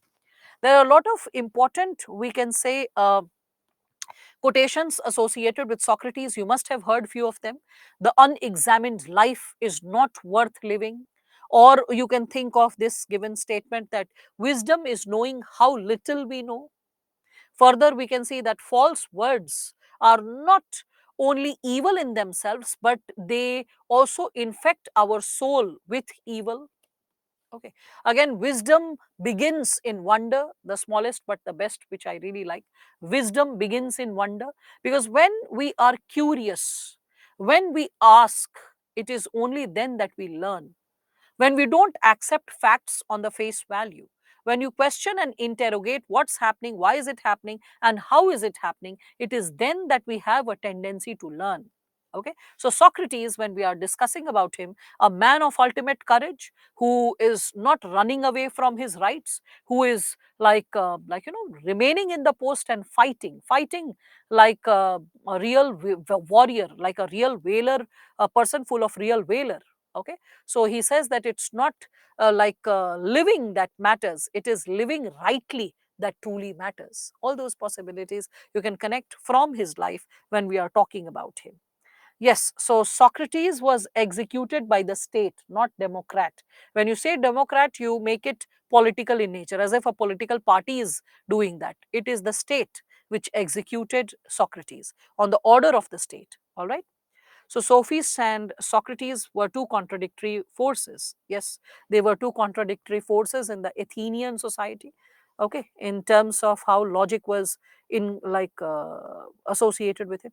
Socrates' idea of soul can be directly related to Bhagavad Gita. Yes, that is also possible. So, having in depth insight of these philosophers' thoughts confers us with the opportunity to foster deep sense in every aspect of life. So true, Devansh. And that's the purpose. That's the purpose of this paper, that it leaves you thinking and curious about the purpose. When a person is thinking, a thinking individual and a curious individual, the person will develop the sense of righteousness emanating as a light from within, illuminated from within, not as a chapter taught by a teacher. We can just kindle the fire.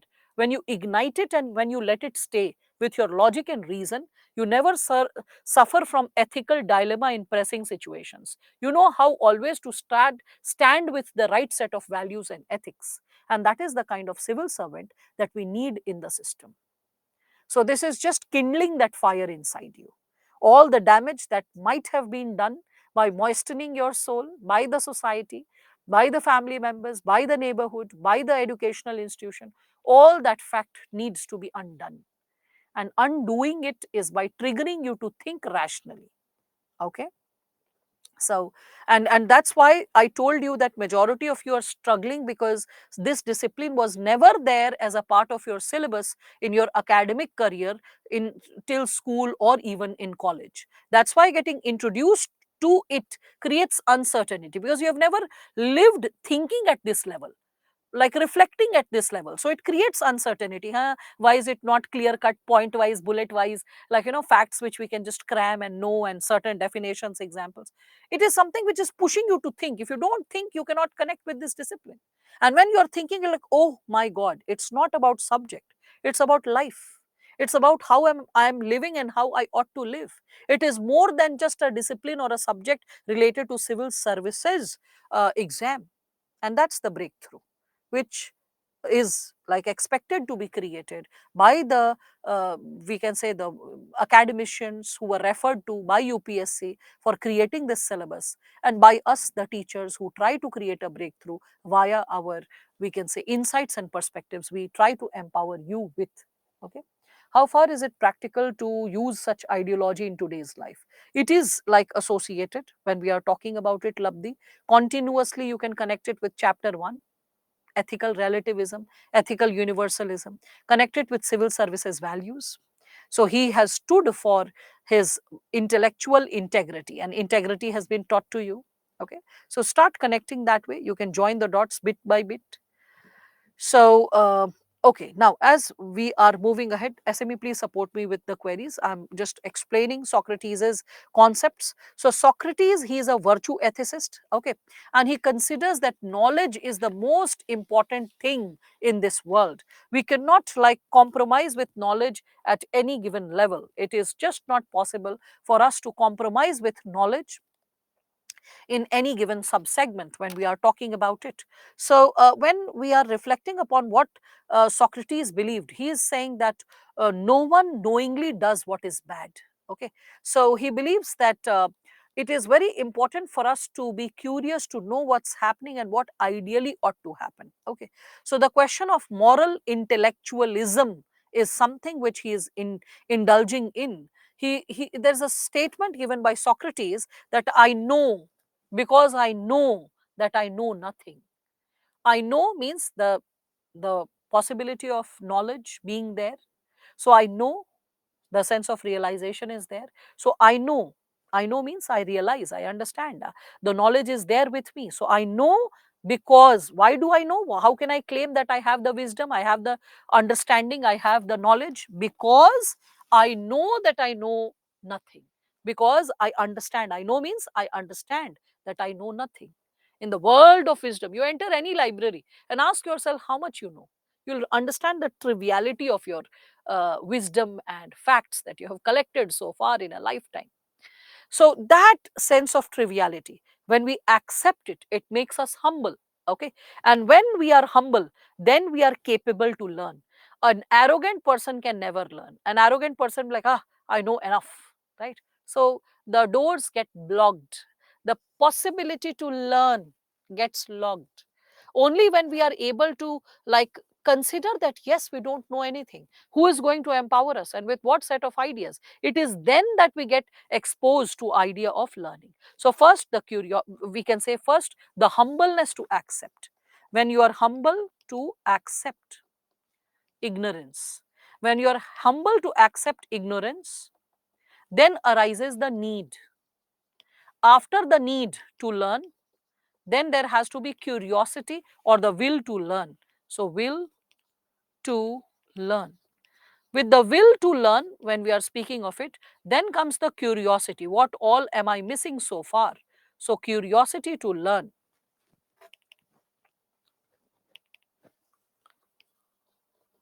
So curiosity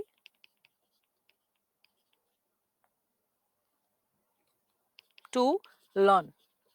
And when you have curiosity to learn, it is then that you attain knowledge, according to Socrates. Okay. So, like you can see that why do we sit next to someone else's feet? So we, like whenever we have to learn, remember Ramayana, there's this person like Ravana is dying and Lakshmana goes because Ram says, go, such a wise man is going to die. So take some pearls of wisdom from him before his death. And as Lakshmana goes, he stand next to his head. And then Ravana keeps quiet. So he's like, he did not say anything. Then Rama said, where were you standing? He's like, next to his head. It's like, you never stand next to someone's head when you have to learn something. Go and stand next to the feet. So when he stood next to the feet and requested for the last pearls of wisdom, it is then that Ravana spoke. Same is when Krishna is sleeping and Kauravas and Pandavas, they reach to seek his support in the war. So you see that Kaurava, when he is going, and the Pandavas when they go, so Kaurava, that is the head of Kaurava, Duryodhan, he stands next to Krishna's head, and Arjuna, he stands next to Krishna's feet. So as Krishna opens his eyes, he first sees Arjuna, and then he gives the choice. He's like, okay, both have come to seek support. So then he gives the choice that I will give you both the choice to seek my support. Both shall get my support because both have come. But because the one whom I saw first shall get the first priority to choose what they need. So when it was raised like before Arjuna, that what do you need? So he said, I need you, Krishna. You should be there in my favor, in our favor. And he's like, okay. And then Duryodhana becomes very happy because he needed the army and the army support. So he said, what did you need? So he said, I needed the army. He's like, yes, the army is all yours. And that is how Krishna comes up with the division. So you can understand, when we are seeking intellectual inspiration, we need to know how to seek wisdom. Okay. So when we are talking about this idea of wisdom, Socrates discusses about it. He says that when we are talking about the idea of wisdom, he said that first and foremost, accept ignorance. After accepting ignorance, then you, if I speak of it, then you become humble. After becoming humble, then you come up with gaining knowledge. After gaining knowledge, what happens? Okay, this is written little. So you gain knowledge. After gaining knowledge, what happens? So you develop virtues. Develop virtues. After developing virtues, what happens? So you develop wisdom. And with wisdom, what happens? You attain happiness. This is the idea of happiness shared by Socrates. Okay. So he says that true happiness, okay, true happiness comes from true relationships, comes from true relationships.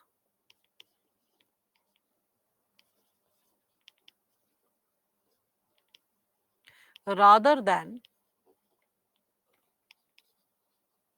money or fame. So rather than money or fame, it comes from true relationships when we are speaking of it. And the basic concept of happiness, when we speak of it, so like it, happiness plays a very vital role in ancient philosophy. You will be seeing that in ancient moral philosophy, it is considered that the quest is about happiness. So what is happiness? So happiness is a positive emotion. It is the feeling of pleasant, good, right? And it is something which every human being is seeking. It is the endeavor of every human being when we speak of it, right? So when we are seeking about this given idea of happiness, we can connect it in two ways. So happiness, it is like two ways that we can attain, two ways we can define this given possibility. So first is associated with the feeling of joy and contentment, feeling of joy and contentment, right? And we can also connect it with the second meaning, which is associated with happiness interpreted as an activity. So happiness interpreted as an activity or a way, or we can consider a tendency to act, to act, okay, or a result, a tendency to act or a result, okay, rather than an emotion, rather than an emotion. So rather than considering it as an emotion, it is more associated with the act, how we are acting upon a situation. So that act is generating happiness, okay, the result when we are speaking of it, okay. So philosophers, they took happiness as a way of life, okay. So in simpler words, we can say that happiness is a way of life. It is an act that you are living. So it is a way of life when we are speaking of it. It is related to a virtuous life. And when I say like way of life, it is virtuous life. The virtuous life, the correct life that you live, okay. It is like, when we are speaking of happiness, it is an end in itself. It is the goal. It is an end in itself. You can consider in Eastern philosophy, in India, what was the end in itself? Moksha. In Hinduism, moksha. In Buddhism, it was nirvana, right? In Jainism, there was kaivalya. Similarly, in Western society, when we are talking about Western philosophy, it was associated with virtuous living, that you are living a virtuous life, and that virtuous life is an end in itself. It is a goal in itself. And this virtuous living, the righteous living, is generating happiness.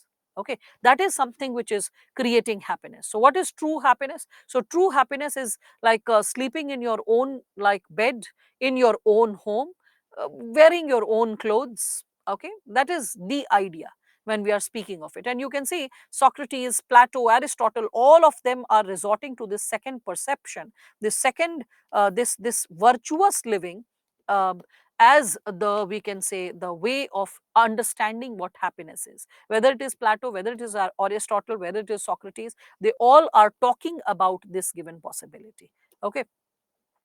There is also, there is a concept called anhedonia that is associated with psychology. When you stop feeling, experiencing pleasure in different activities, I think civil services aspirants sometimes suffer from anhedonia. I see on the street, it is raining, the child is very silently picking a packet of maybe some fruits or vegetables or some books, and like just going silently, just like, going, like if there are clouds, rather than being joyous and jubilant about clouds, seeing it and thinking that, oh, cumulonimbus, so it is going to rain. So rather than celebrating nature and the possibility of existence, the very possibility of reflecting upon what's happening around them has become too much like dry, too much anxiety struck, too much stressed. So don't live the life like a corpse, okay?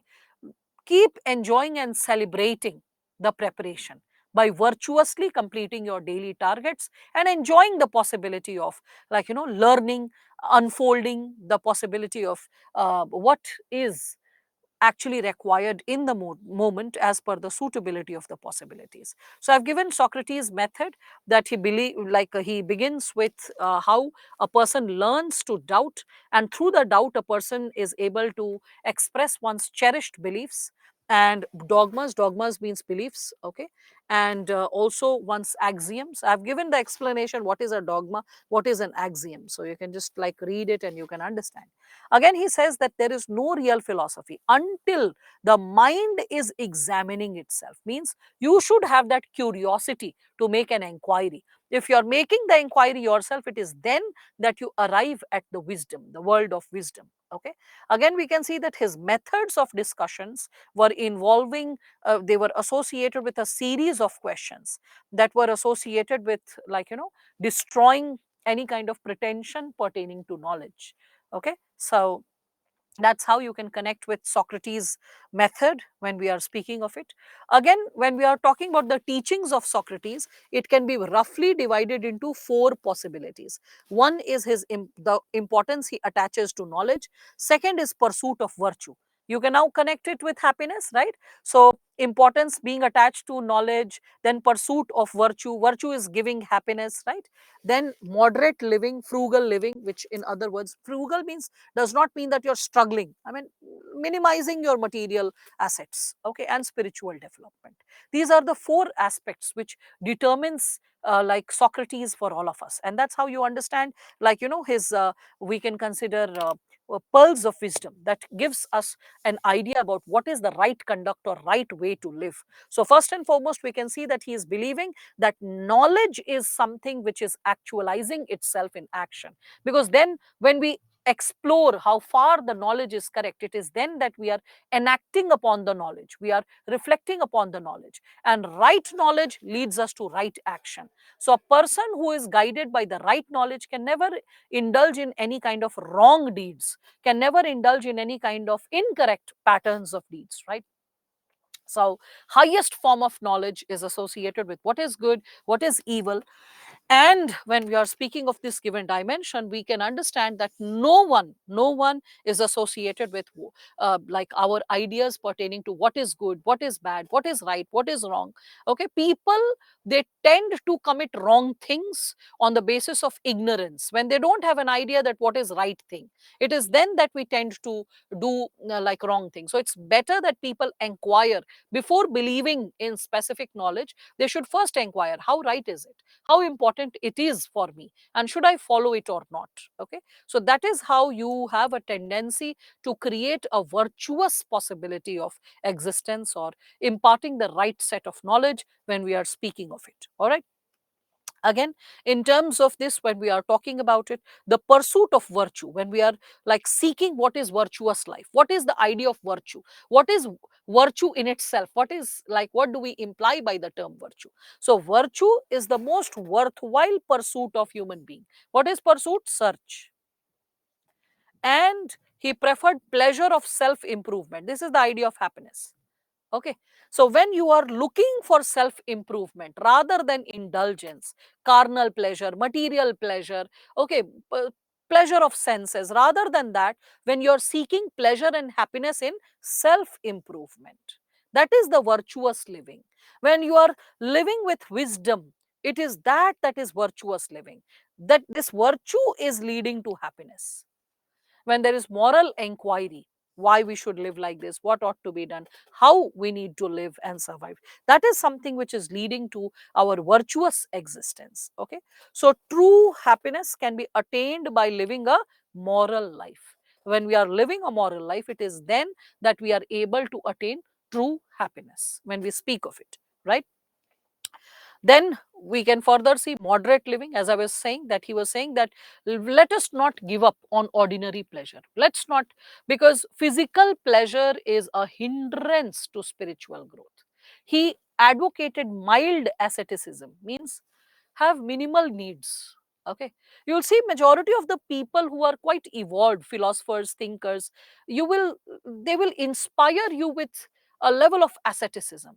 They will encourage that materialism is a bane. It is something which is creating sin in your life. It is unnecessarily creating chaos in your life. So to cut down on material needs, cut down on material, we can say, necessities, minimalism is the way. And when you are focusing on minimalism, you leave also less garbage for the world once you die. And more importantly, you are into like those things which are very necessary for your comfortable survival, easy survival, but it is not something which is adding to, we can say, luxury. So like shoes are necessary, but having 10 shoes is unnecessary. That's what. Clothes are necessary, but having like some like 500 odd pairs is unnecessary. In the similar manner, like I hope you all are getting the idea, so I don't need to explain this further. Spiritual development. So Socrates, I told you, he believed in the idea of soul. So he believed human soul is invisible, immortal, and it has a lot of bearing upon our existence. So soul is divine, body is mortal, and soul is the one which is making our body alive. Once the soul moves out of the body, death occurs. That's what. And that's why one should always work for the strengthening of the soul. Okay, fixing the soul, strengthening the soul. Because when your soul is strengthened, it guides you to virtuous deeds. What is right, what is wrong? The soul guides us to that given possibility, the virtuous deeds. Okay. So I hope all of you are understanding Socrates in totality. Okay. All of you are connecting with Socrates. He is considered as the first eccentric. Probably I should note this word also down. Okay. So, no, here maybe. Considered as the first eccentric. You can look for the word in the dictionary later. Who is an eccentric? So he is considered as the first eccentric because he is the person who is giving the statement that an unexamined life is not worth living. Okay, so you get inspired by him. Gandhiji called him the first satyagrahi. Okay, because he sacrificed his life for um, intellectual integrity. So Gandhiji said he is the first satyagrahi. So that's how you can connect with like Socrates in totality, right? So let us take a break, a 15 minutes break. It is 7:45, 15 minutes break, and let us be back with Plato and Aristotle and then question answers for today. Okay, so that's what.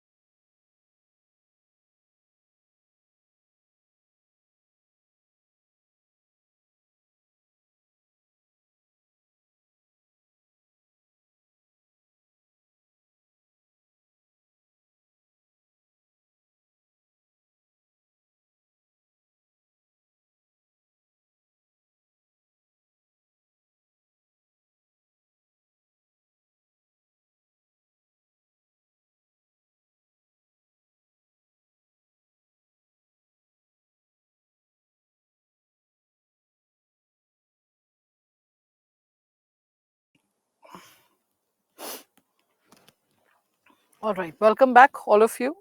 Let us start with the next subsegment, a next thinker, as we are substantiating these given possibilities pertaining to this component of Western philosophers and thinkers. So, after like Socrates, of course, the next thinker would be Plato. Plato, who wrote like the Republic when we are talking about him.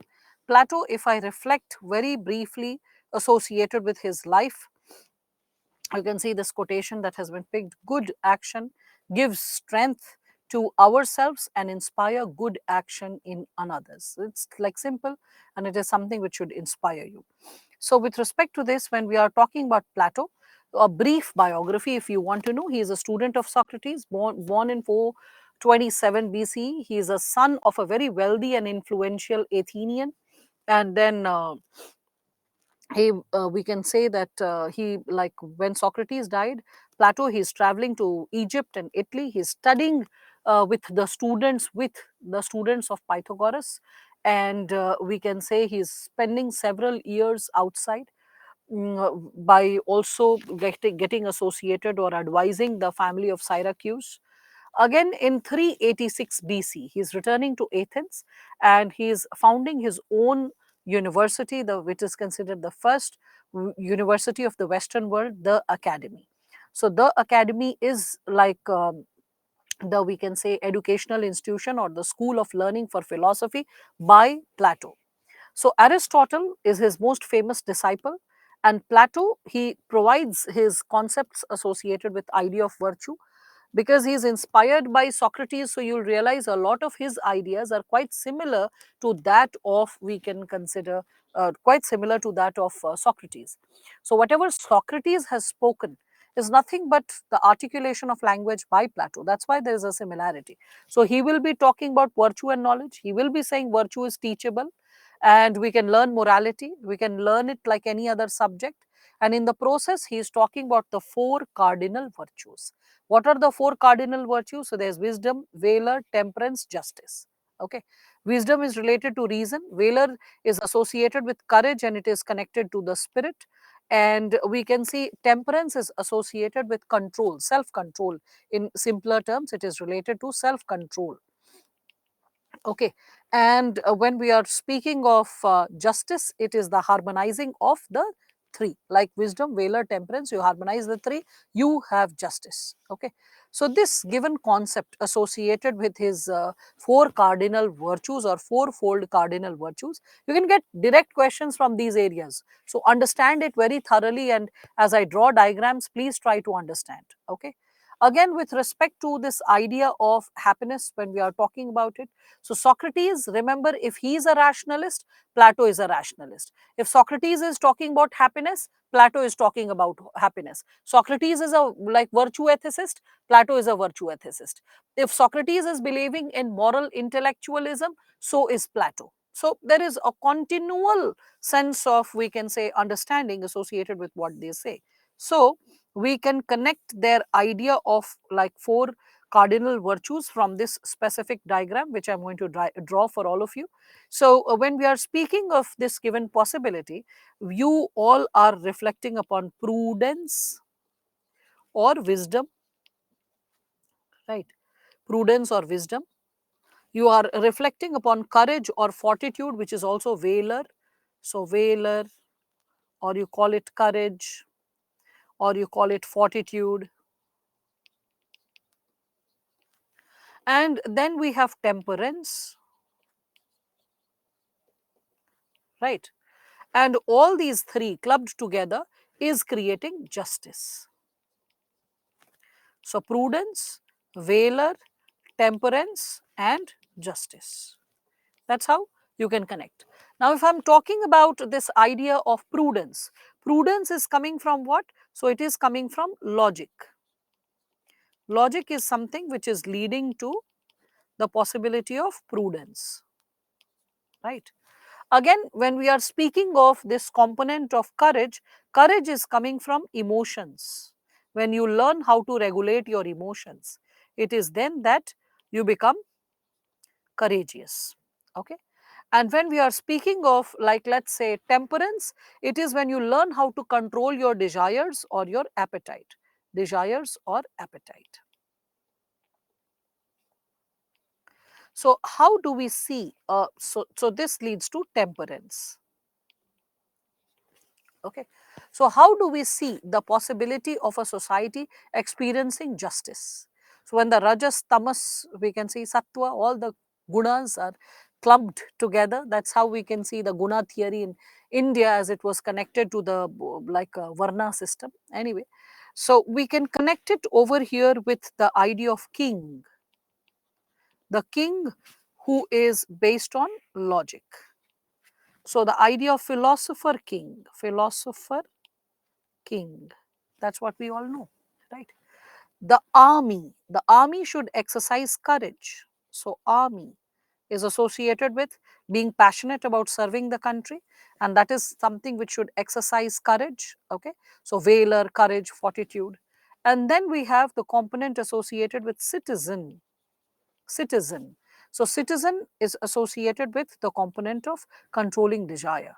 He also compared it with metals. So he said, like, reasoning is logic because greatest importance is given to the mind, so it is associated with gold.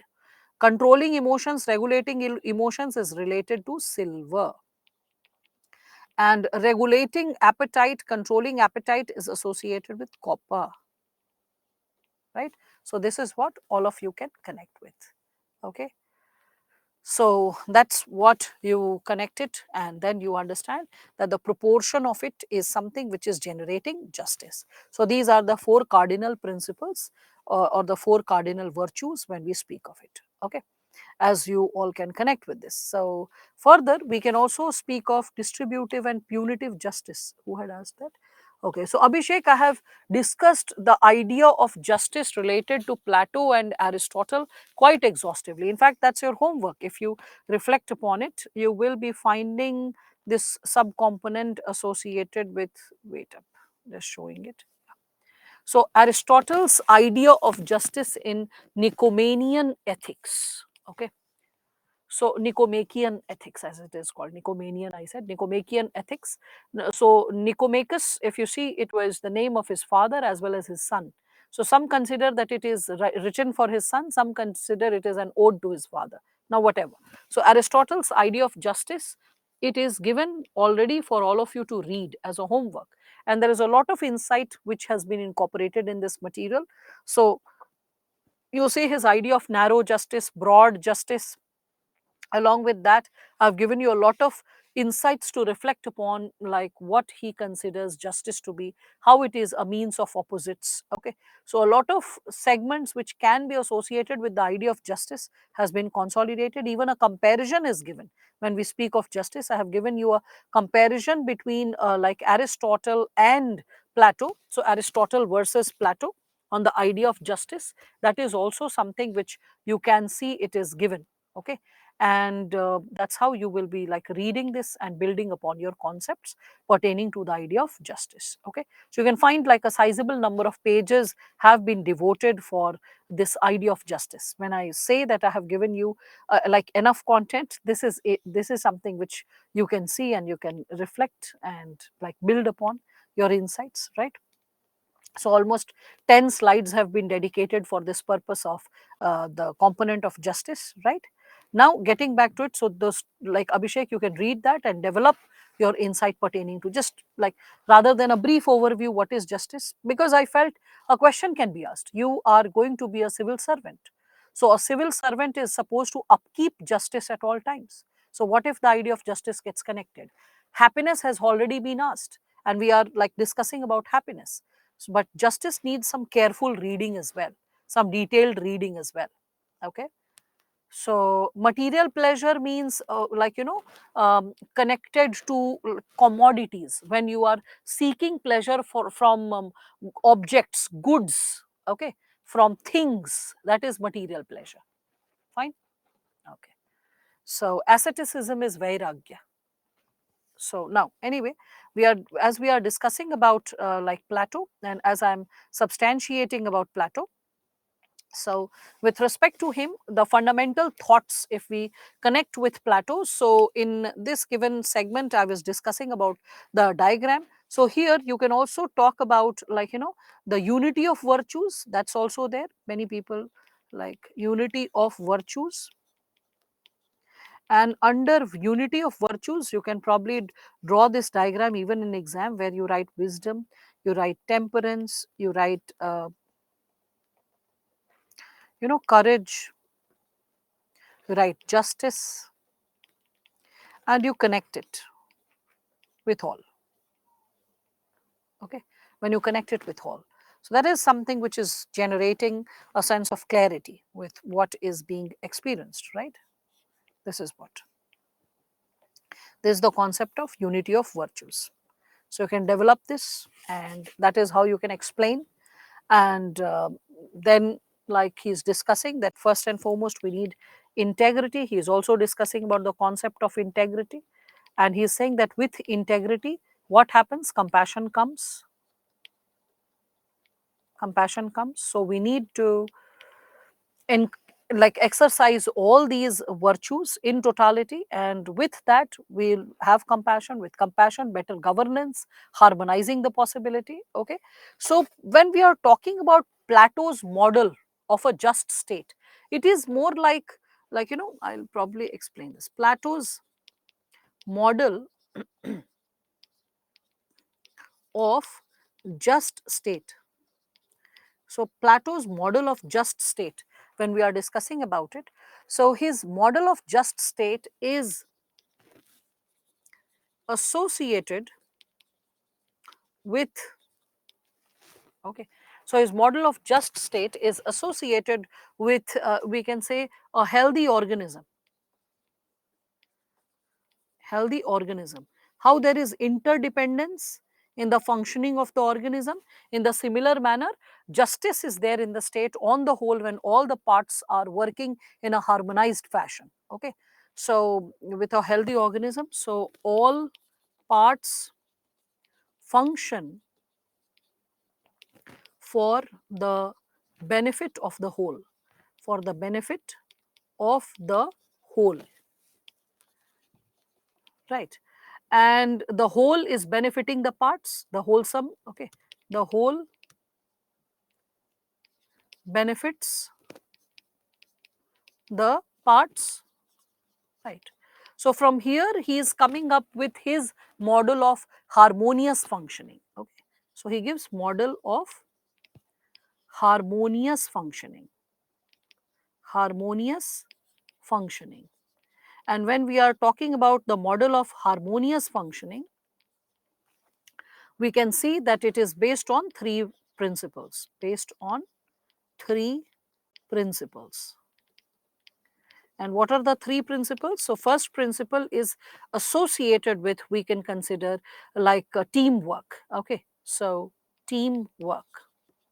In teamwork, you are doing your own work, not interfering with the work of others. That is what he implied by teamwork.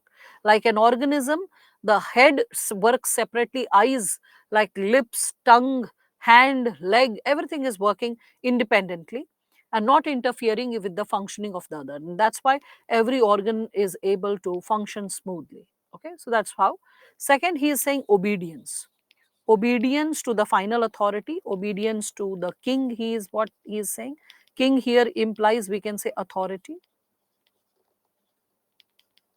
when we are talking about it. So first is teamwork. So teamwork can be subdivided into, wait, why did I write two?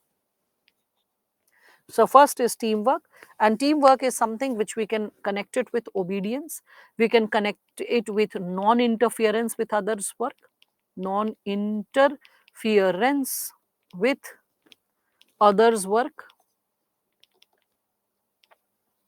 and also loyalty. Loyalty. With this comes teamwork. Okay. After teamwork, when we speak of it, the second sub-dimension can be associated with the principle of equality. Principle of equality. And this principle of equality, as you know, it is based on justice and fairness.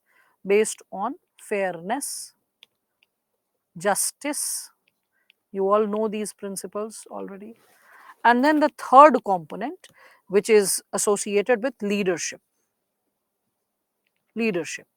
So, leadership, when we are speaking of it, people accept the leadership and directions of the philosopher king.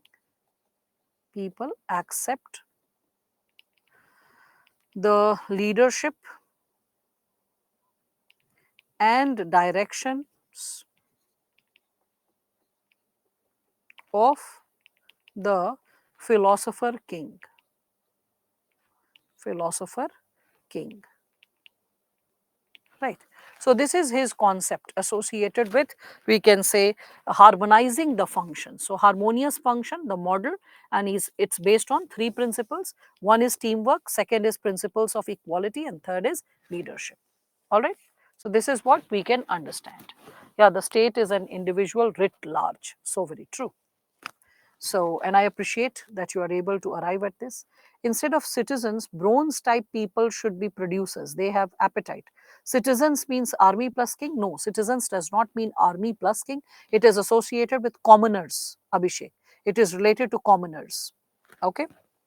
Now, moving further ahead, please help Vaishnavi. She is having some technical glitch, SME. Now, so fundamental thoughts of Plato I have thus enlisted, which all of you have gone through. So, he is associated with moral values. He is saying that only citizens of an ideal state can be moral. So, and he is also saying that people are governed by emotions and prejudices rather than reasoning and fair play. Okay, so it should be always reasoning and fair play when we speak of it.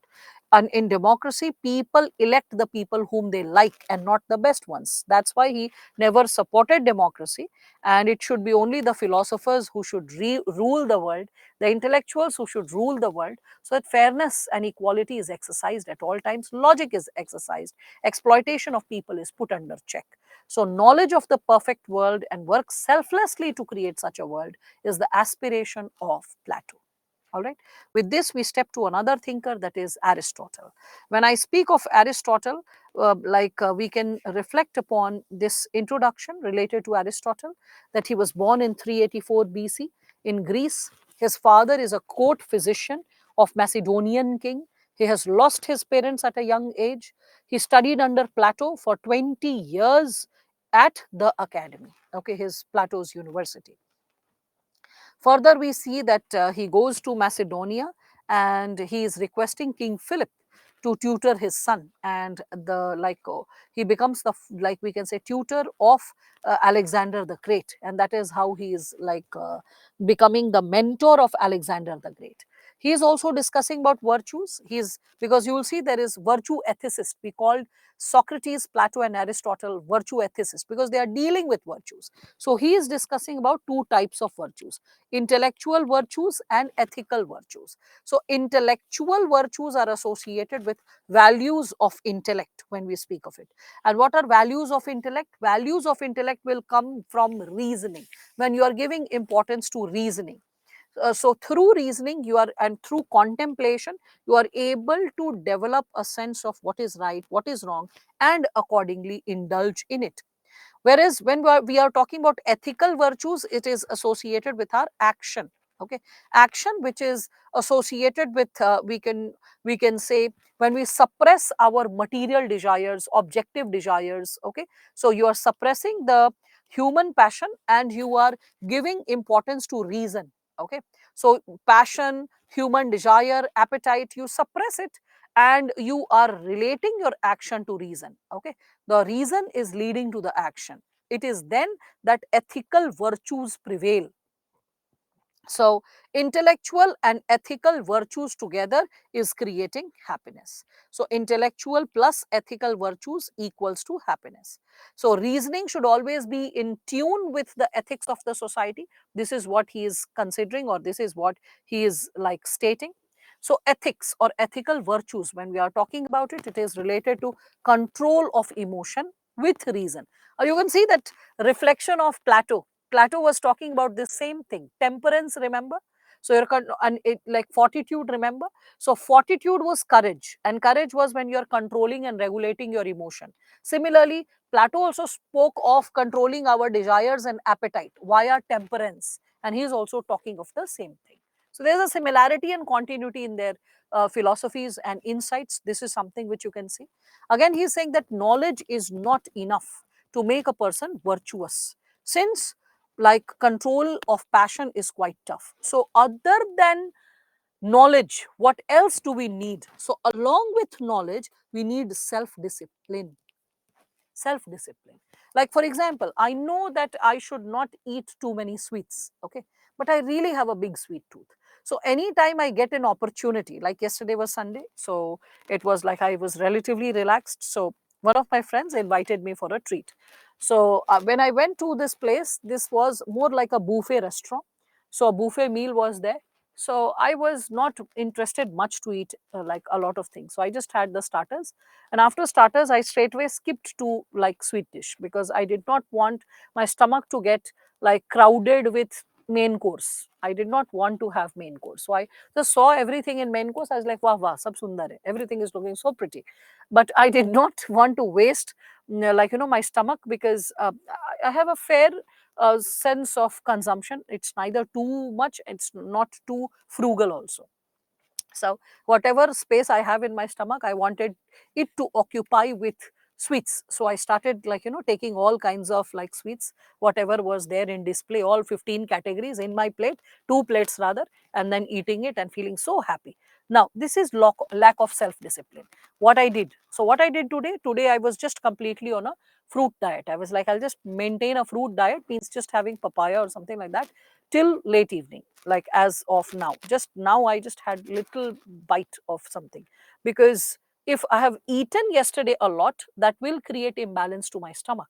So my stomach needs to breathe. So having water till 12 o'clock, self disciplining, like so 4 o'clock to 12 just on water, then having a bit of papaya at 12:30, and that too I regretted, why did I have papaya, just a bit of papaya, and then finish the rest of the papaya at like 4:30 before your class.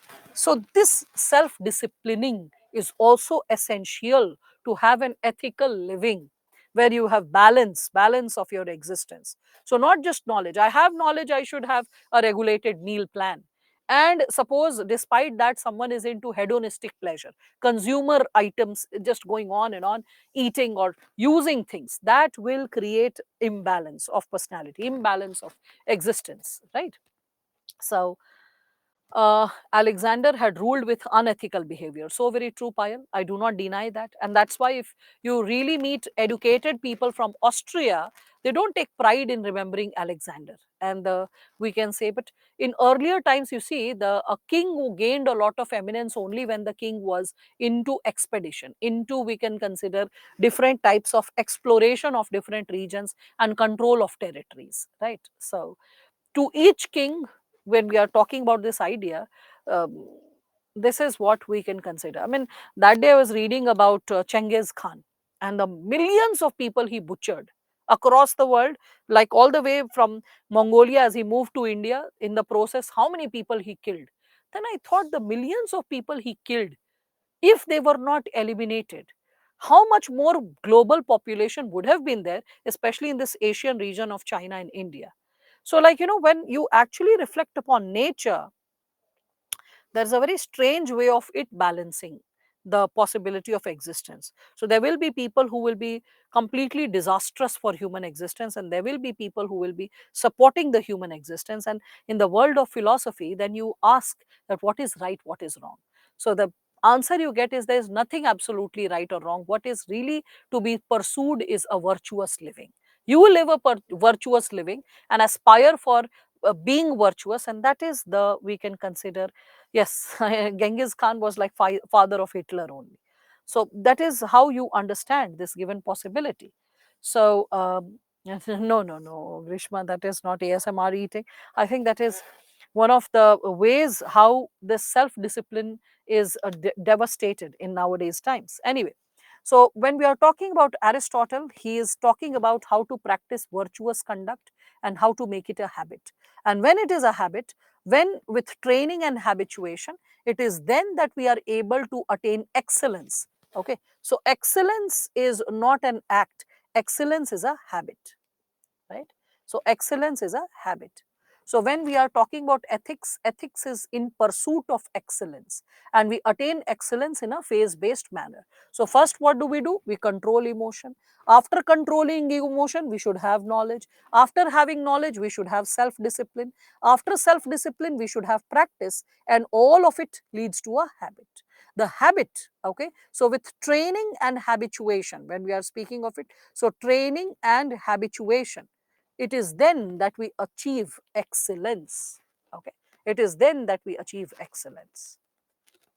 So no, I'm not justifying Genghis Khan. Oh my God, I'm not even distantly trying to justify Genghis Khan.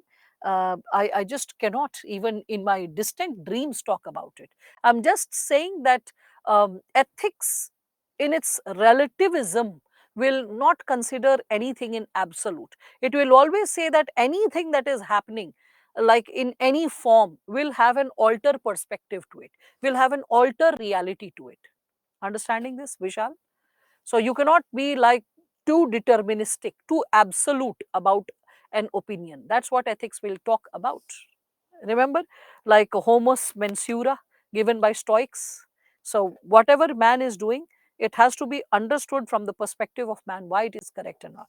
And this statement came when I said Alexander. He is incorrect from our ethical standards, definitely. A lot of Austrians from where like Alexander is, they also do not appreciate Alexander as quote unquote the great. They do not consider him great. There's a lot of debate in that society as in whether Alexander is great or not. So all that is also there when you speak of it, right? In Jainism, the source is innocent. Yes, yes. Now, so when we are talking about Aristotle, we understand that there is nothing like absolute moral good, absolute moral standard. Like morality is something which is based on our day to day life reality. It is based on the reality associated with our human nature, about our human existence, how we are unfolding our life on day to day basis. That's what you can consider, right?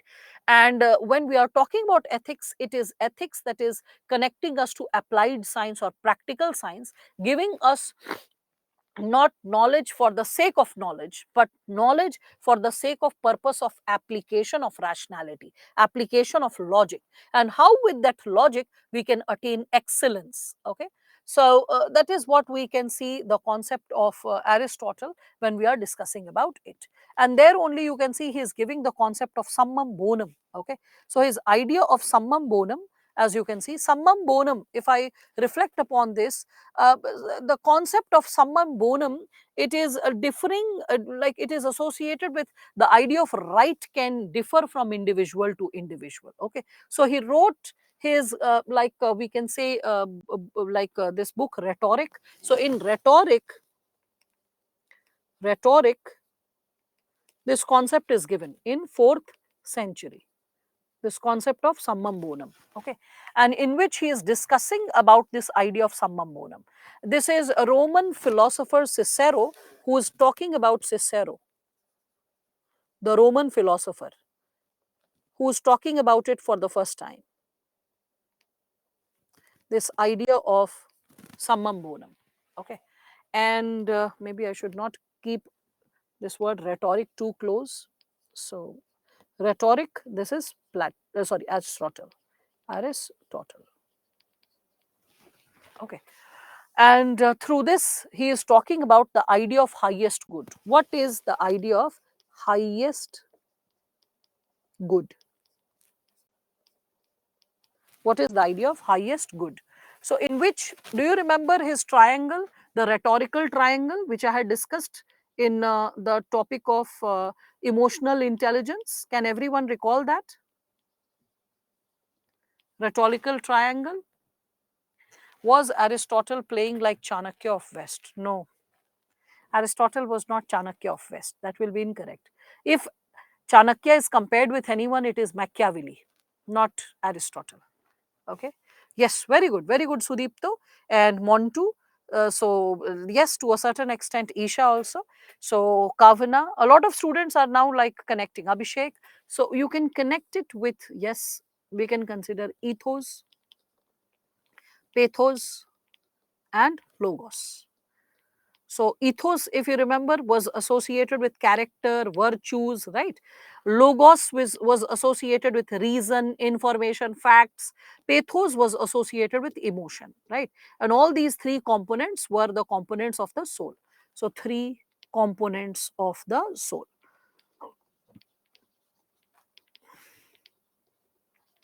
And what was it? So the logic, which was associated with the cognitive aspect, right, which was associated with logos.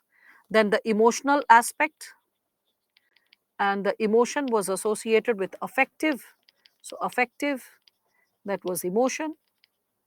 And we can also connect it with ethos, which is associated with the character, right? So ethos, which was connected to character or virtues. And what is character or virtues? When we are able to control our desires, our behavioral aspect. So ethos, which was associated with, we can consider the behavioral, I mean,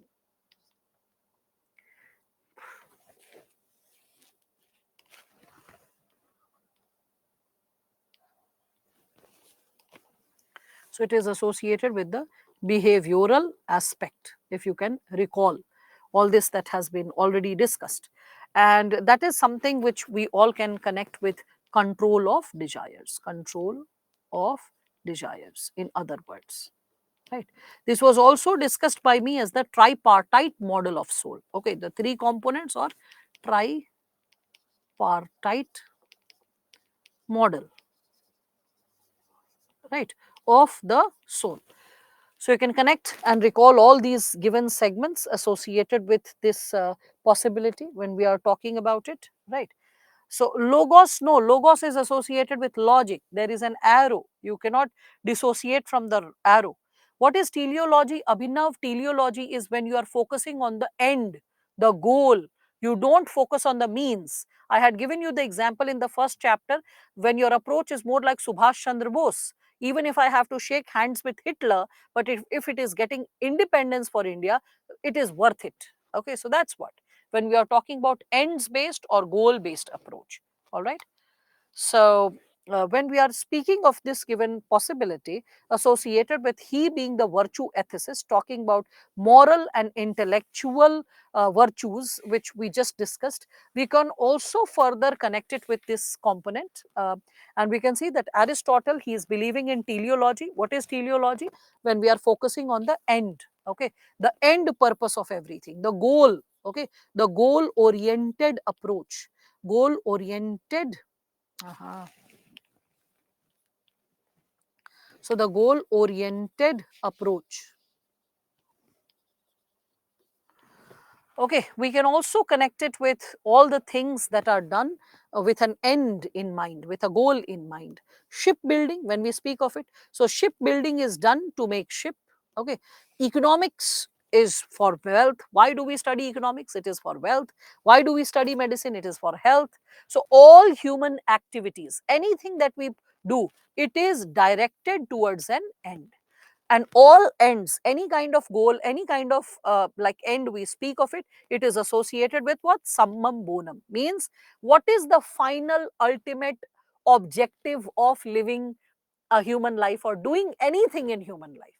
If that question is asked, if anyone is asking you that why you are doing that thing, so it is just for happiness. Okay, we do not, like, the aim of life is not goodness. We don't do things because it is good, because it is helping others, because it is for service. It is primarily for our own sake, because it is giving us happiness. Why charity? It is giving us happiness. Why langar seva? Because it is giving us happiness. Why donating books to the needy? Giving us happiness. Why helping the blind? Giving us happiness. So the idea of giving us happiness, that's the component associated with what we are discussing. So we all can see that when we are talking about the idea of happiness, it is never in view with other things. It is associated with honor, pleasure, intellect, all these perspectives that we are connecting these given dimension. We say that we are doing it for honor, we are doing it for intellect, we are doing it for pleasure, but the ultimate goal is happiness. Let me give you a simple example. Suppose if I say, suppose someone has joined gym, and I said, why are you gymming? and the person is for getting a good body. And I'm like, oh, okay. And what will you do with a good body? You're like, I'll feel strong. I was like, wow. And by feeling strong, you're like, I'll feel happy. I'll feel that I can protect people. I'm like capable. So that's why I'll feel happy. I'm like, oh, so end goal is what? Happiness. Or someone says, I want a good body so that I can impress others. Everyone appreciates me. And what will happen if people are appreciating you? So you're like, I'll feel happy. So happiness, you can see, everyone is arriving at the answer associated with happiness, right?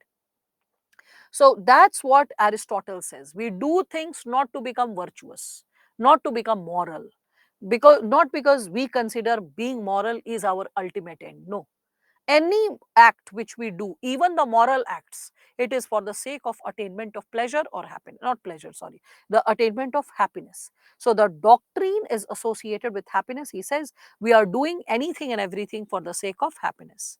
Okay. So I hope all of you are understanding this. It is for happiness that we do everything. That's what like Aristotle is saying. So then comes his concept of the golden mean. So he is saying that extreme of anything is a vice. Extreme of any possibility is a vice. So virtue is found, when we speak of it, virtue is found in the golden mean of the two extremes. So virtue, like that should be maximized when we speak of it. It can be associated with wisdom, truthfulness, impartiality, magnanimity. These are the four virtues which should keep growing. Okay.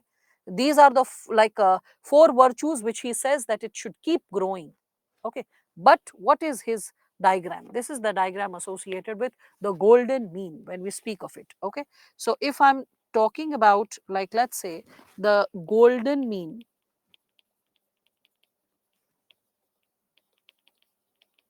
this.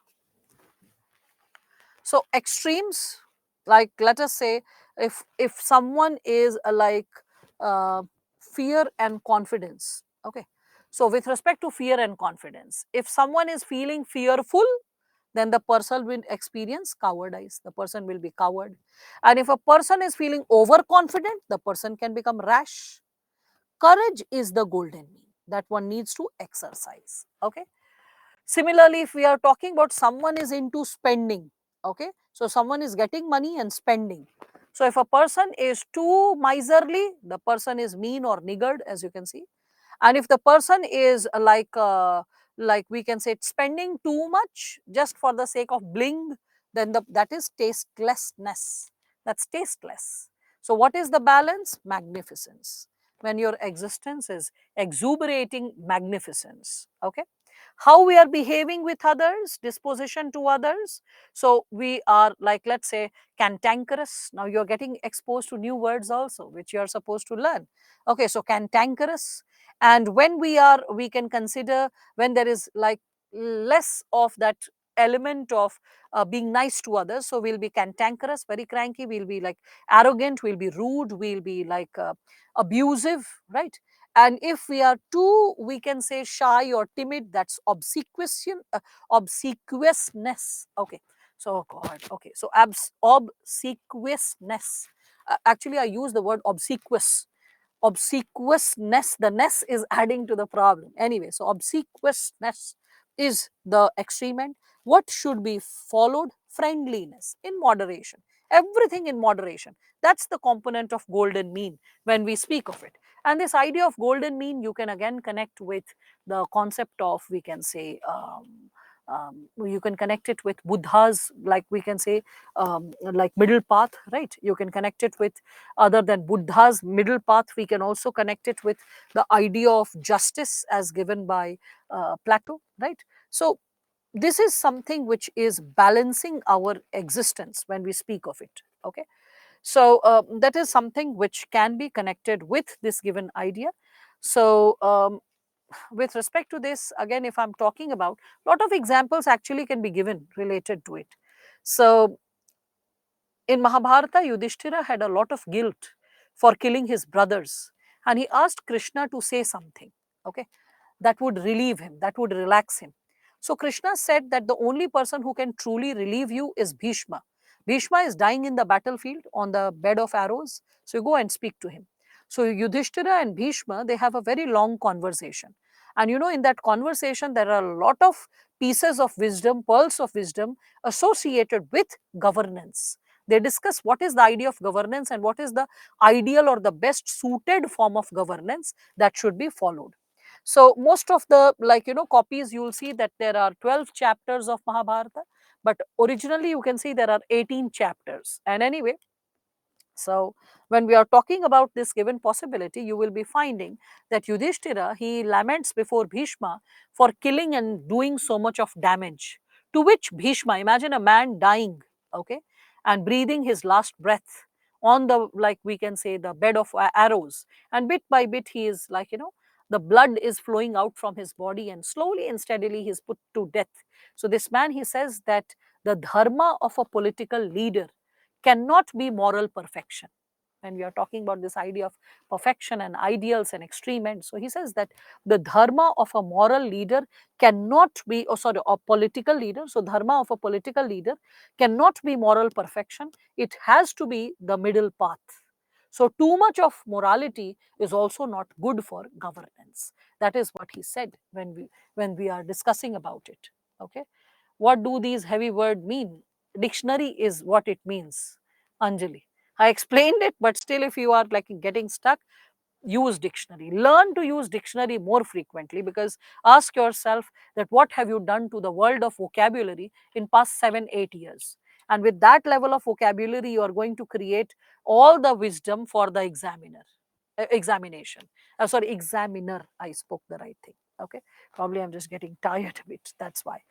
Okay, so with respect to this, when we are further like moving ahead with Aristotle's idea, you will be like, in this Aristotle's idea of justice, again, I have provided you a lot of insight. So, very briefly, if I speak of Aristotle's idea of justice, you will get exposed to the different patterns or forms of justice which he is talking about. So, there are two types of justice: universal justice and particular justice. Universal justice, okay, is associated with the virtuous possibility, which is getting connected to, we can say, political justice and individual justice.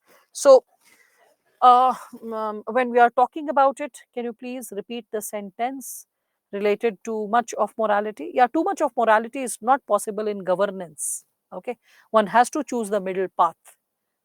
And when we are talking about the middle path, Rashmi, it is associated with not always going moral, because in governance, at all times, a leader cannot always be moral.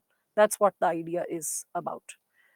Now, so with respect to this, maybe I can draw a diagram and bring in some clarity, and you can connect it with this idea of justice, Nicomachean justice. No, before. So, use this diagram to your level of understanding. The idea of justice, connect it with, I'm just drawing the diagram, basic diagram. Universal justice. Universal justice is connected to individual justice. Individual justice is associated with being virtuous. Being virtuous is connected to being moral. So, moral virtue and intellectual virtue, which we were discussing. So, moral and intellectual justice and virtuousness, you can connect. Political justice. So, political justice is nothing but, simply put, obeying the law and order. Okay, so being obedient to law and order. Right. Again, with respect to this, we all can see that there is this component of particular justice. This is case by case method of solving the like component of a case. So, particular justice will be associated with distributive justice. In distributive justice, we all can connect it with social. Social justice is related to caste. Economic justice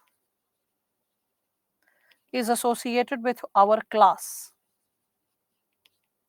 I mean social, because you won't understand. These are not international examples. I'm giving you some like local regional examples so that you connect what he said with respect to social justice or economic justice. Social means it is associated with same social status, not economic status, same social status. And this is whereby we can consider economic distribution of resources is similar. So economic distribution of resources is same, right? Again, we all can connect it with, we can say, remedial justice. So remedial or corrective, okay, or we can also say rectificationary, rectificationary, rectificationary justice, remedial or corrective or rectificationary justice, to which we can again break it into two subtypes, that is civil justice. It is against the individual, against the individual, right? And we can connect it with criminal justice,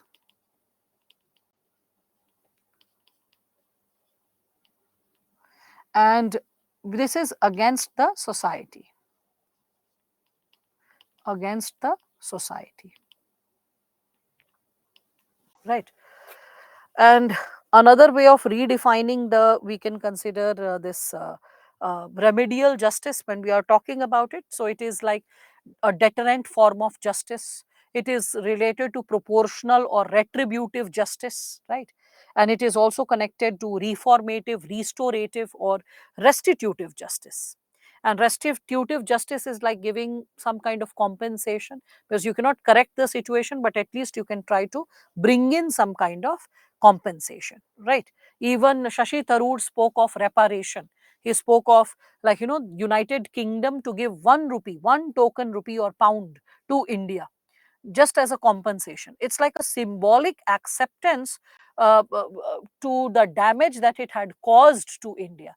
So that money will not make a difference, but that will act as a reparation. Reparation is for restitutive justice. When you cannot, like, provide full compensation to the damage, but it is symbolic enough to give a hyphenated reminder that what happened and how wrong it was considered under the light of law.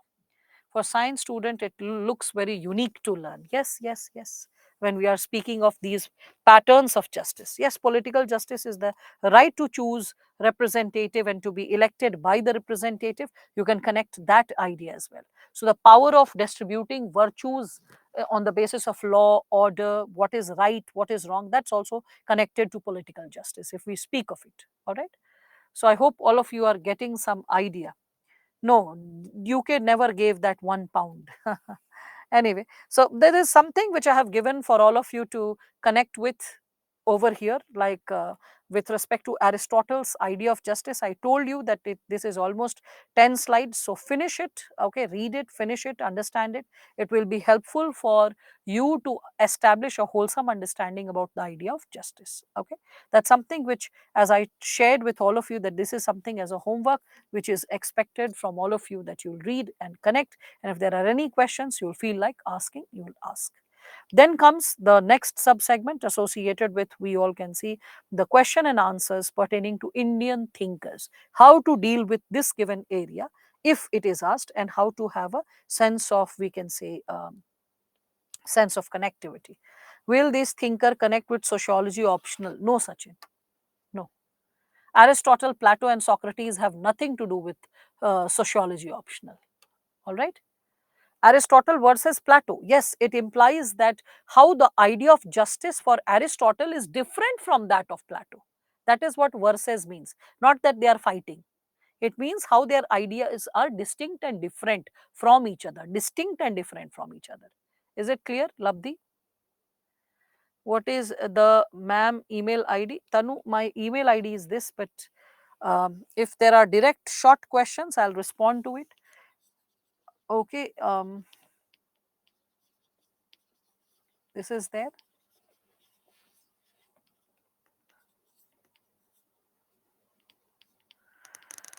Fine. So this is what we can like start off with. So the first question, remember when we are talking about this given area, do you remember that I had discussed this question earlier? I did not give the answer. I said I'll take up the answer later. How to draw the structure, how to build the content. I said that we will be taking up little later. But when we are speaking of this given sub-segment associated with like we can consider what the question is all about and how we should approach it, please start reflecting upon it, because Indian thinkers and philosophers, as I told you, that it is something, yeah, it is connected to PSIR, Prashant, but please understand whether PSIR or philosophy, when we are speaking of this given sub-segment, one has to be very clear that it's not PSIR that you need to write, it's not philosophy that you have to write. You have to write what is correct, what is morally upright, how to arrive at what is the right thing to do, because it's not political science that we are studying here. That's why the wisdom of optional is not something which has to be brought over here. General studies, a general overview is what is needed. That's why I said in GS history, when you are reading Buddhism, Jainism, that is sufficient to get a brief understanding related to it. Okay, so please show the justice table, 5 to 6 seconds. I mean, well, Kaushik, if I do that, you'll get the like annotated PPT. You'll get it. You'll have it with you. So you will have an access to this given subsegment that we are talking about. It's not that it's not coming to you. It will arrive like after the class. All right. So now, with respect to this, in PSIR, one study their political ideas. Yeah, that's like implicit at all times. When UK is converted from constitutional monarchy to full parliamentary democratic, then we might think of this reparation. You know, it's like accepting one's intellectual and moral defeat. According to me, they will never ever do that. Anyway, I mean, till the time they are like shrewd and cunning about statesmanship, the moment they, any country which feels morally upright, grows morally, will be the one who will have the tendency to accept that yes, we went wrong. Otherwise, it is tough. Anyway, let us get to the questions which we were discussing. So these are the nature of questions that are asked, and we will be reflecting upon how to deal with them. So when we were talking about the life of great leaders, okay, that inspire us in many ways, this was the question. Remember, I said that this question was asked earlier, and which leader has a lasting impact on you and in what way? Okay, so which leader? That's the question. What way? And mention one outstanding value that you have imbibed. Okay, and how it is important for you as a civil servant. So that was the question which all of you can see. Before I go ahead with the details of this given question, I had shared, if you remember, I said that this question was asked, and one of the students ended up writing about Krishna, right? And when that answer was given associated with Krishna, I was like quite amazed, and that student also got amazing marks. I mean, like it was like 138 or so in ethics. It was good. Anyway, so here I'm giving you the example of Dr. APJ Abdul Kalam. So what should be the approach? First, mentally work on the approach, because you're a beginner student. Always try to make a list of points, and after making a list of points, then try to substantiate the answer accordingly. So here you can see, first it's written, describe which leader has a lasting impact on you and why. So who is the leader and why you are choosing that leader. Then discuss the outstanding value, because the question is one value. So the outstanding value of that leader that you have imbibed. And then how that value is important for civil services. So connect it with civil services and discuss its impact or relative importance from the perspective of civil services, right? Again, when we are talking about it, first starting with Dr. APJ Abdul Kalam and sharing this, that he is the first scientist, he is also the president, but at the same time, you are adding this, we can say, a statement which is like bringing more light to his personality. It is saying that, but he was so much more than the labels that can describe. So, what are the labels we were attaching? He was a scientist, he was a president, but when you are really adding a lot of weightage to a personality, you are saying that this person is more than the labels that can describe this person. So more than the labels that can describe means the way you are referring to the person, the person cannot be like explained or cannot be, we can say, consolidated on the basis of, we can say, the labels or the values you are associating with that individual, pertaining to like what that individual like thinks or has a faith in, or we can consider the possibilities that the person has created for others, the larger society to get inspired by. If you are unable to connect it or contain it in limited words, then you write such expression that he was so much more than the labels that can describe. Okay. Anyway, so you are talking about how he inspired others to dream big. Okay, dream big. And he was letting through the example. And he not only limited his growth to individual growth, but he expanded it to country and world. So not just individual growth, along with individual growth, the growth of the country and growth of the world is something that he spoke of. On the basis of this principle or this idea, when you further move ahead, you can think of Dr. APJ Abdul Kalam, that how he is embracing unique traits and strength. He is also daring us to think differently, innovatively, and associated with experiment, right? So, can we substantiate our answer with an anecdote? Until and unless, Devansh, it's not written illustrate with suitable examples, do not incorporate anecdote, otherwise it will eat up the core of your answer. Anecdotes can be incorporated if words like explain with suitable examples, illustrate with suitable examples, or illustrate the given statement. Example word is not given. Illustrate the given statement. Then also you can add example. Elucidate if the term is given. Elucidate. Then also you can give anecdotes, but not otherwise. These are the only three spaces where you can add anecdotes. How to make this answer via Bose or Rajendra Prasad? So you can see, you can just learn Vivek when we are talking about it. First, recall the person, briefly introduce who the person was, and then talk about the specific value that inspired you. Okay, so he reminded again and again us again not to be afraid of failures, of what people will think. Okay, because only when you are constantly trying, it is then that you are able to like become fearless, you can become courageous, you can create a breakthrough. So he displayed the qualities of devotion, dedication, determination, right?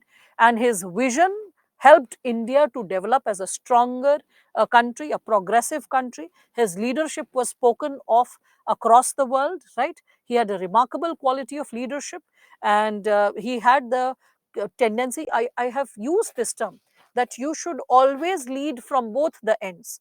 When it is needed, lead from the front, and when it is needed, lead from the back. Remember this term I have always used. So when should a person lead from the front, and when should a person lead from the back? I had discussed this given segment to all of you. So a person should lead from the front when, suppose the leader is experiencing failure by the team. When you own up the failure of the team, it is then that you are leading from the front. And suppose the team has got a massive win, then you are leading from the back, because you are giving the credit to the team and you're standing at the back and applauding for them. So you're leading from the back. That's the virtuous quality which we can also see is there in majority of, we can say, the head scientists. We can see the head of ISRO, DRDO, we can see those. Dr. Kalam also possessed this quality when we speak of it. Leading from the front when the team is weak, and leading from the back when the team is strong. Yes, very true. That's what I imply to say. Okay, yes, more like MS Dhoni. Yes, it means that we have to read about all the important personalities. I mean, isn't that beautiful that they are going to empower you with the way you think and see the world? And rather than seeing garbage TikTok videos, or like I would say videos associated with Instagram, won't it be like more empowering when you are getting to know these personalities and their core ideals, core insights? It will because it is considered that the ideas you surround yourself with is constantly nurturing your personality. So the question is how we are surrounding ourselves, with what kind of ideas, thoughts and perspectives, right? So further over here, as we are talking about it, so we all can see that Dr. Kalam, he had a remarkable quality of leadership, and as a leader of the team he used to be the first one to accept failures, okay, and to give credit to his team. This is something. Now most outstanding, so you have given a lot of, we can say, values, the value of, like, you have given that these are the qualities that he possesses, like not being afraid of failures. We can see that like having devotion, dedication, determination to work, having profound leadership, right?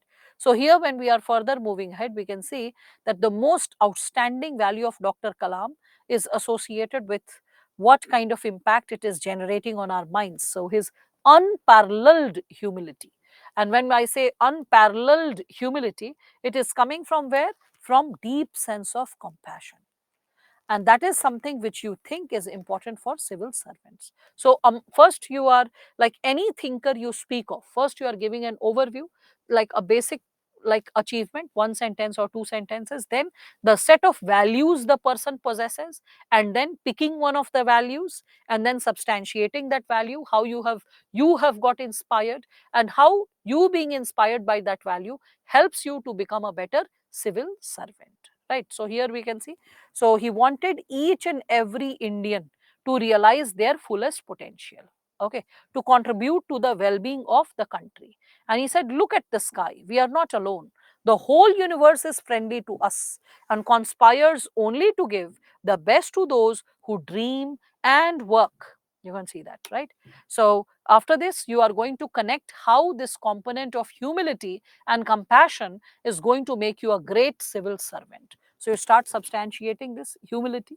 So humility, it is important because it makes you modest.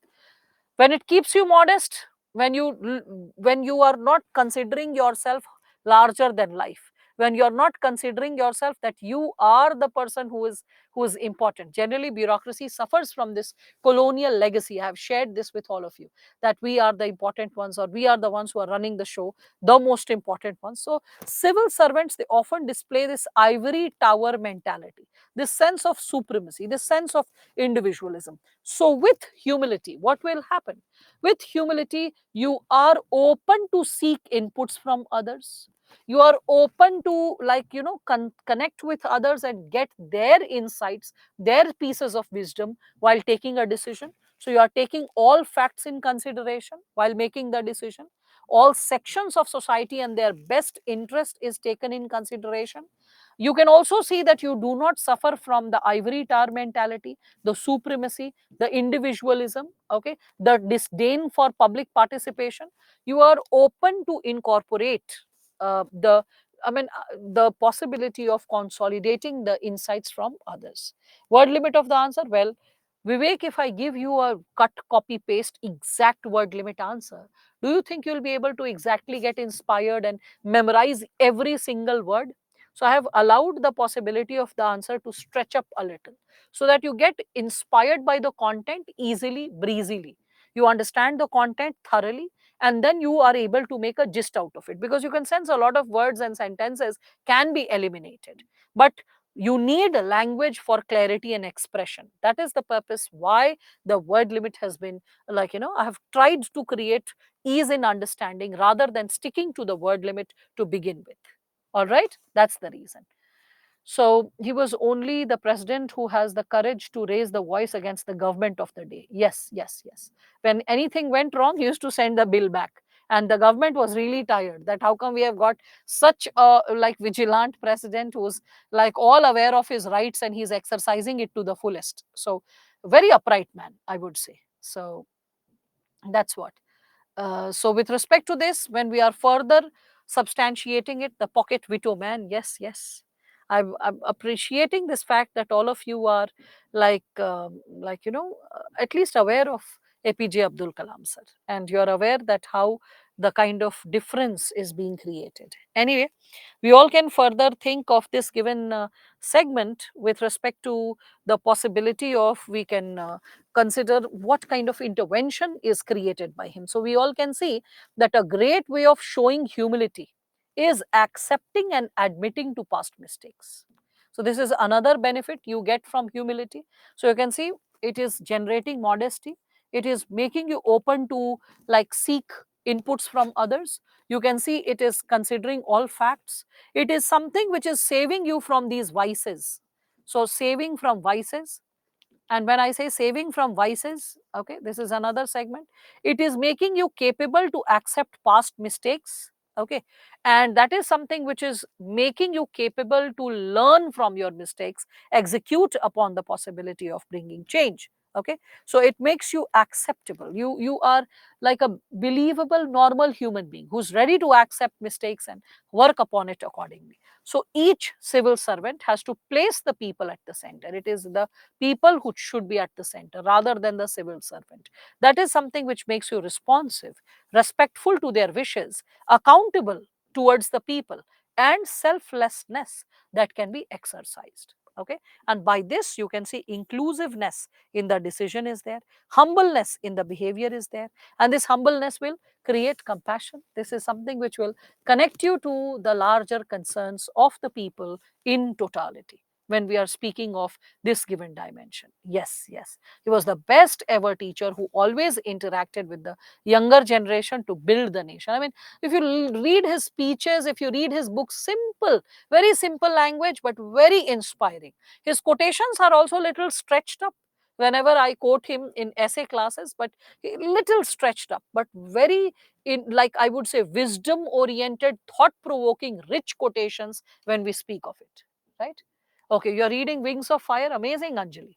So that's what I mean. Like your generation should be, I believe that, like, your generation should be exposed to good quality reading.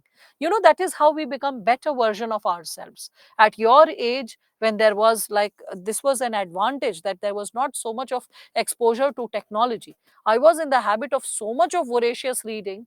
I remember in the summer break, I used to issue books from the library, and even if friends had some good books, carry it for my summer break. That used to be Delhi University summer break, used to be 2.5 months, and I used to finish a list of books that I had in my mind. And you'll be surprised to know that I used to read like lying, sitting, walking, talking, like whatever. So I used to read very comfortably 10 to 12 hours. Okay, because other than exercising and eating, there was no work. So just like doing some cycling or going for morning evening walk with my parents, and other than that, or playing with few of my cousins. How long will you play? So it was like almost like 10 hours minimum of reading. Someday if some relative or friend has come, then 8 hours, but on an average, that was the standard protocol that we like followed. And that is how like a list of books, a world of literature got exposed. um, Still I have the regret I've not read enough.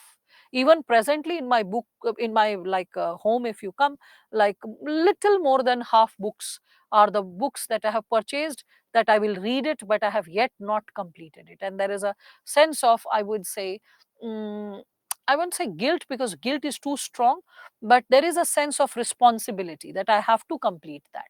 Okay, so that is something which all of you should always try to get inspired to read good books, good pieces of literature, like great personalities, because they will be your real friends, and they will be the ones who will be inspiring you to become a better version of yourself.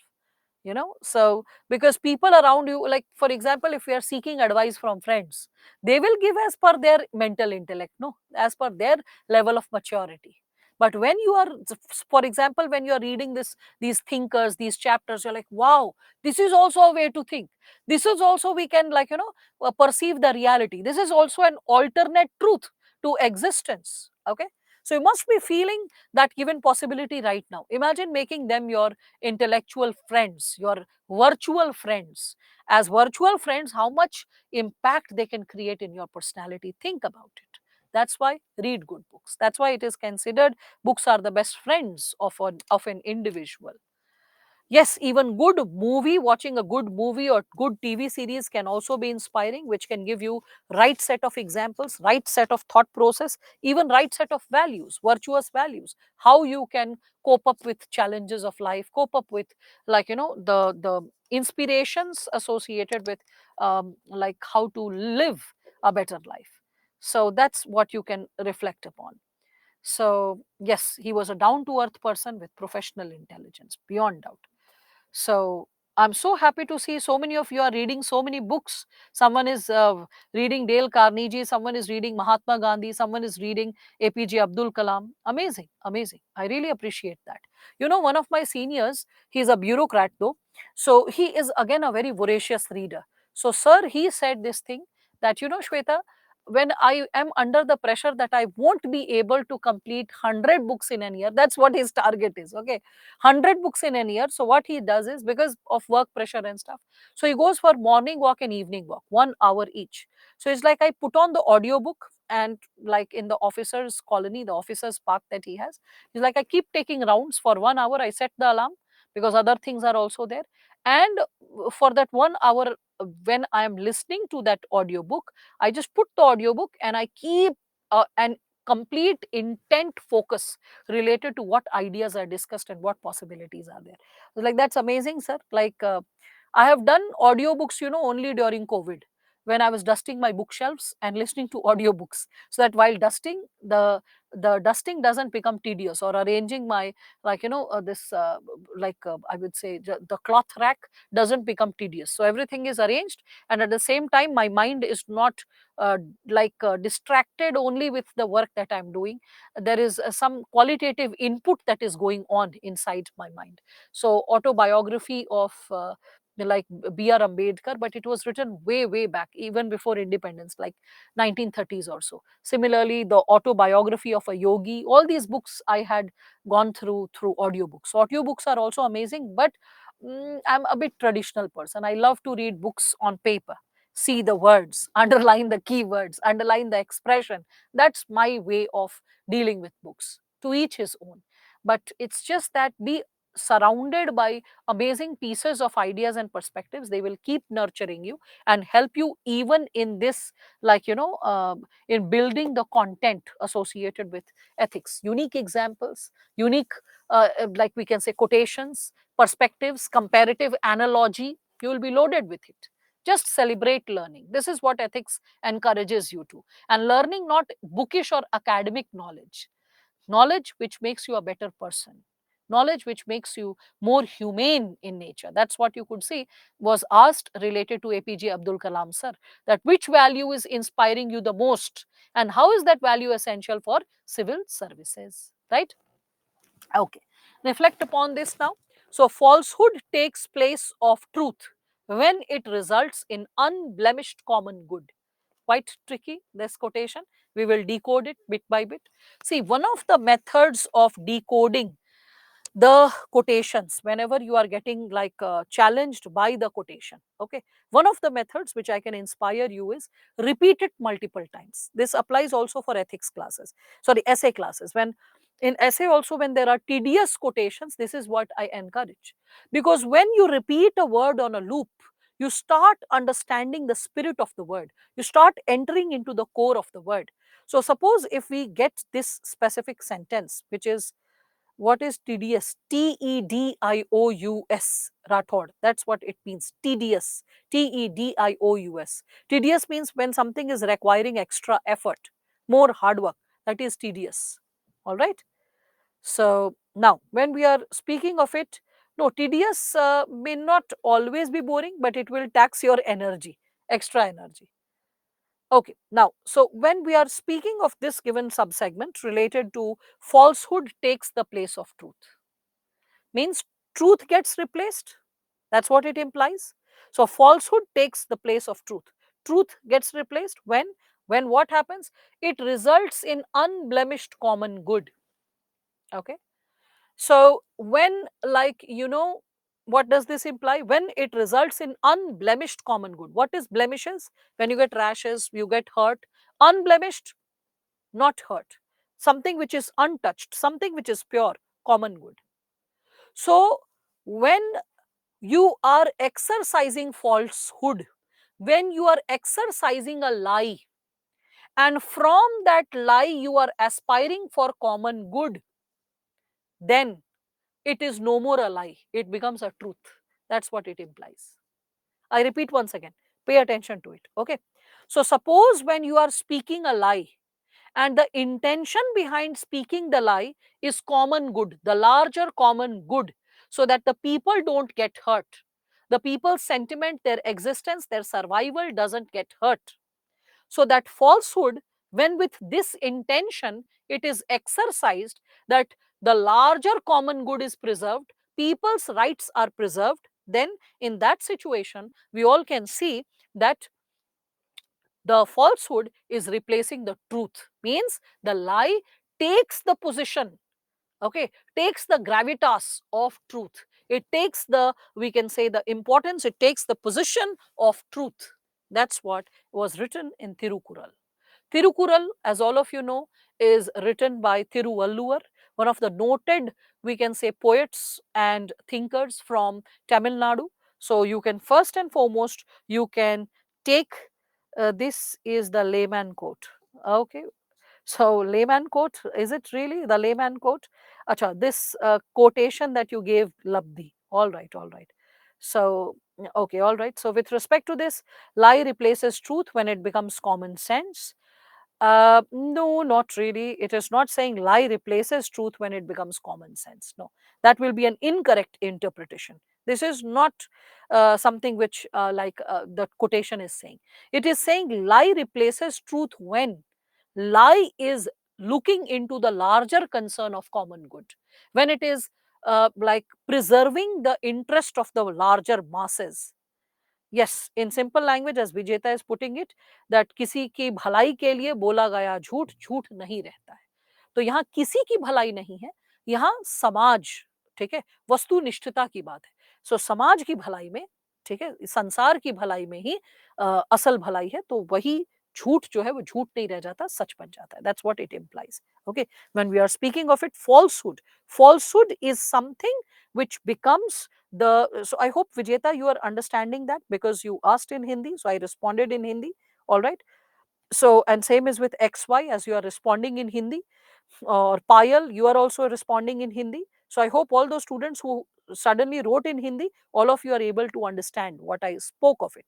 So when we are speaking of the given possibility of common good for the larger like goodness of the masses, in that condition, we also need to reflect upon the possibility of, we can say, how is it going to benefit, how is it going to nurture the tendencies associated with what the, like we can say, the aspirations are associated with what we need to achieve anyway. And that is something which we can connect with the ideals of truth, the ideals of social goodness anyway. So here you can see I've created this content.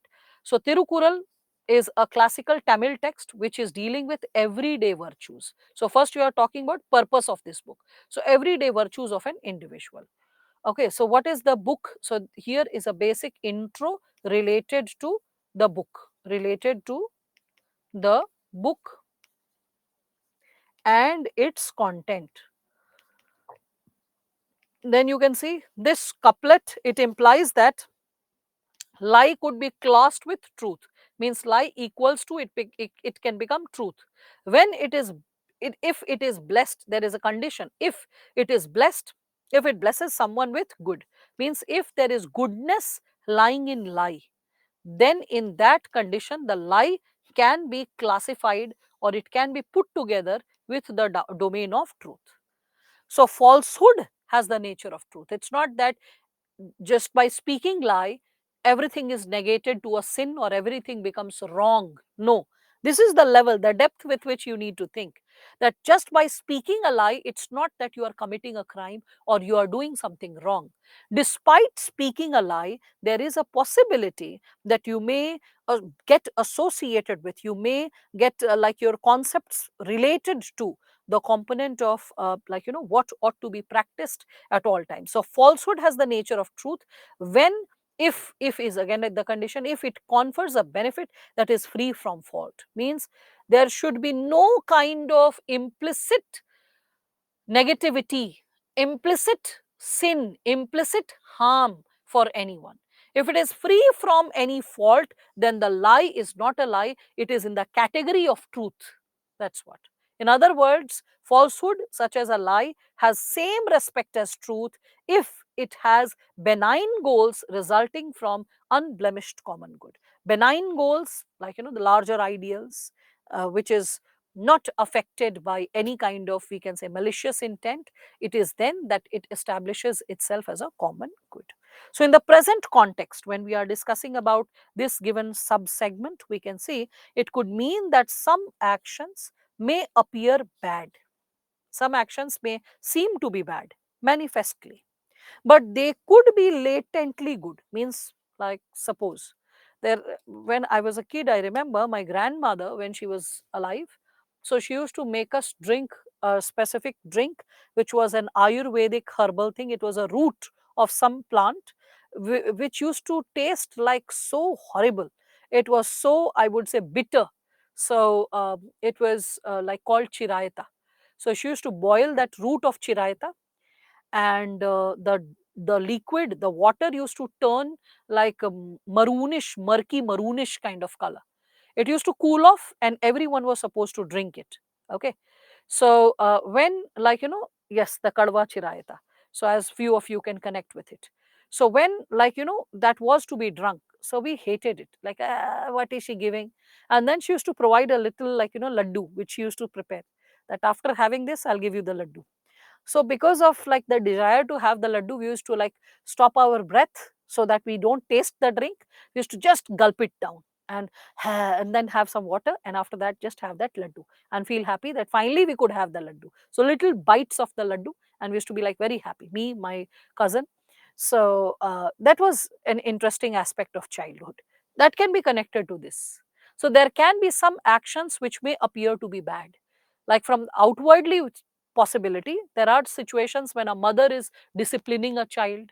Okay, when anyone in authority is, for the purpose of bringing rectification, the person is indulging in any coercive behavior or a lie or any such possibility. Okay, but in the latent aspect, in the hidden aspect, in the, like, connected aspect, it holds some kind of benefit, some kind of benefit for the larger public, like the chirayata held benefit for my system, for cleansing it, purifying my blood, and also keeping me free from any infection, cold, cough, etc. during winters. So in the similar manner, if someone is speaking a lie but with a latent intention of common good, the larger good of the public, then it is not something which is harmful, then it is not something which is damaging. All right, I hope all of you can connect with this, right? So it could be analyzed in the light of the heroes in films on everyday life, like breaking some or the other rule. So we can see sometimes people break rules, right, to get the things rightly done for some social good. So such a falsehood or illegality, it is sometimes forgiven, right? Forgiven by the people also, the audience who are watching it, because it is ultimately leading to the common good, flawless common good, right? It is going to help, like, let us say, like, more like you can connect it with, remember this person, like Robin Hood. So Robin Hood kind of a tendency is what this statement is giving, right?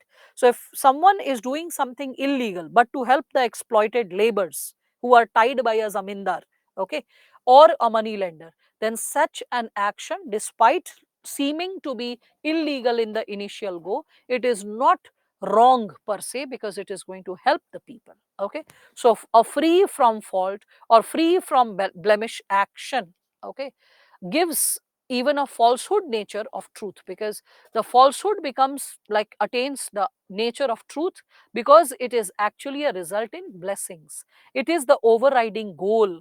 Okay, and that is associated with the common good when we speak of it. Yes, very good, very good. I appreciate, Nirmala, you are able to connect it with the previous examples I have given you, that when something is illegal but ethical, that is Gandhi breaking the salt law. Okay, so that is something which you can connect. Very good, very good. So I appreciate like all those who are able to connect with such examples. Legal amendments are brought. Aditya, Article 370 is a legal amendment. All right. So you have to think about actions which are considered to be illegal, but they are ethical. Those kind of possibilities are supposed to be brought. I appreciate, Nirmala, that your sense of clarity of ethics is getting established so very much that you can borrow examples from other chapters and bring it when and where it is needed to be discussed. I appreciate that. Okay. Can we link to Bhagat Singh? Yes, yes, yes. You can connect it with Bhagat Singh and Udham Singh, Sardar Udham Singh as well, Sudipto, when we are talking about that. That what they did was not something legal or something correct. But if it is for the larger public good, then it gets justified. Okay. So I believe all of you are now connecting. Yes, yes, India hid the fact that it is going to conduct nuclear test from US and other countries. So hiding that fact is for the larger good, the common good, so that falsehood is taking the place of truth. I truly appreciate from the bottom of my heart all these examples all of you are coming up with, whereby like lie is maintained, but it is attaining the pedestal of truth because common good is involved. All those examples which you are taking up.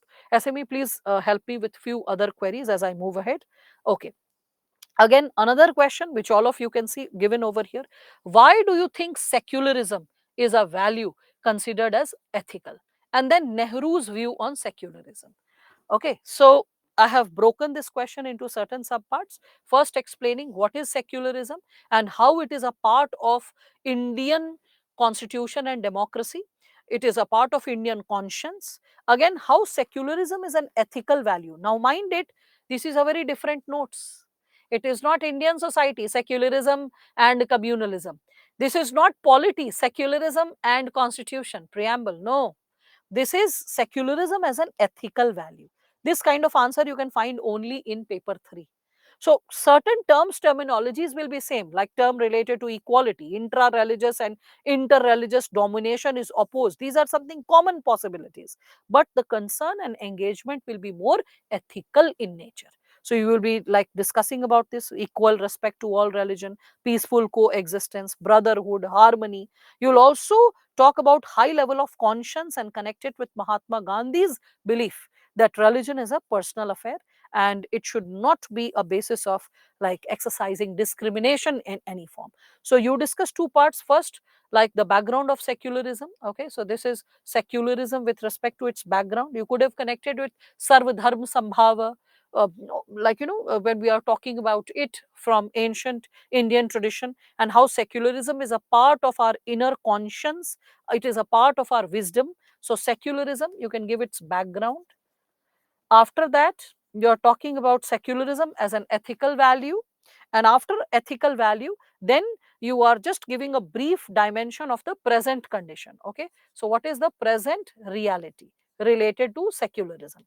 This is the first part of the answer. Second part of the answer is asking about Nehru when we are discussing about him. So you can see Nehru's view on secularism. So what does he believe? So he is talking about complete separation of religion and state. When he is talking about equal protection to all religion, state not having any religion of its own, okay, or favoring one religion over the other, okay.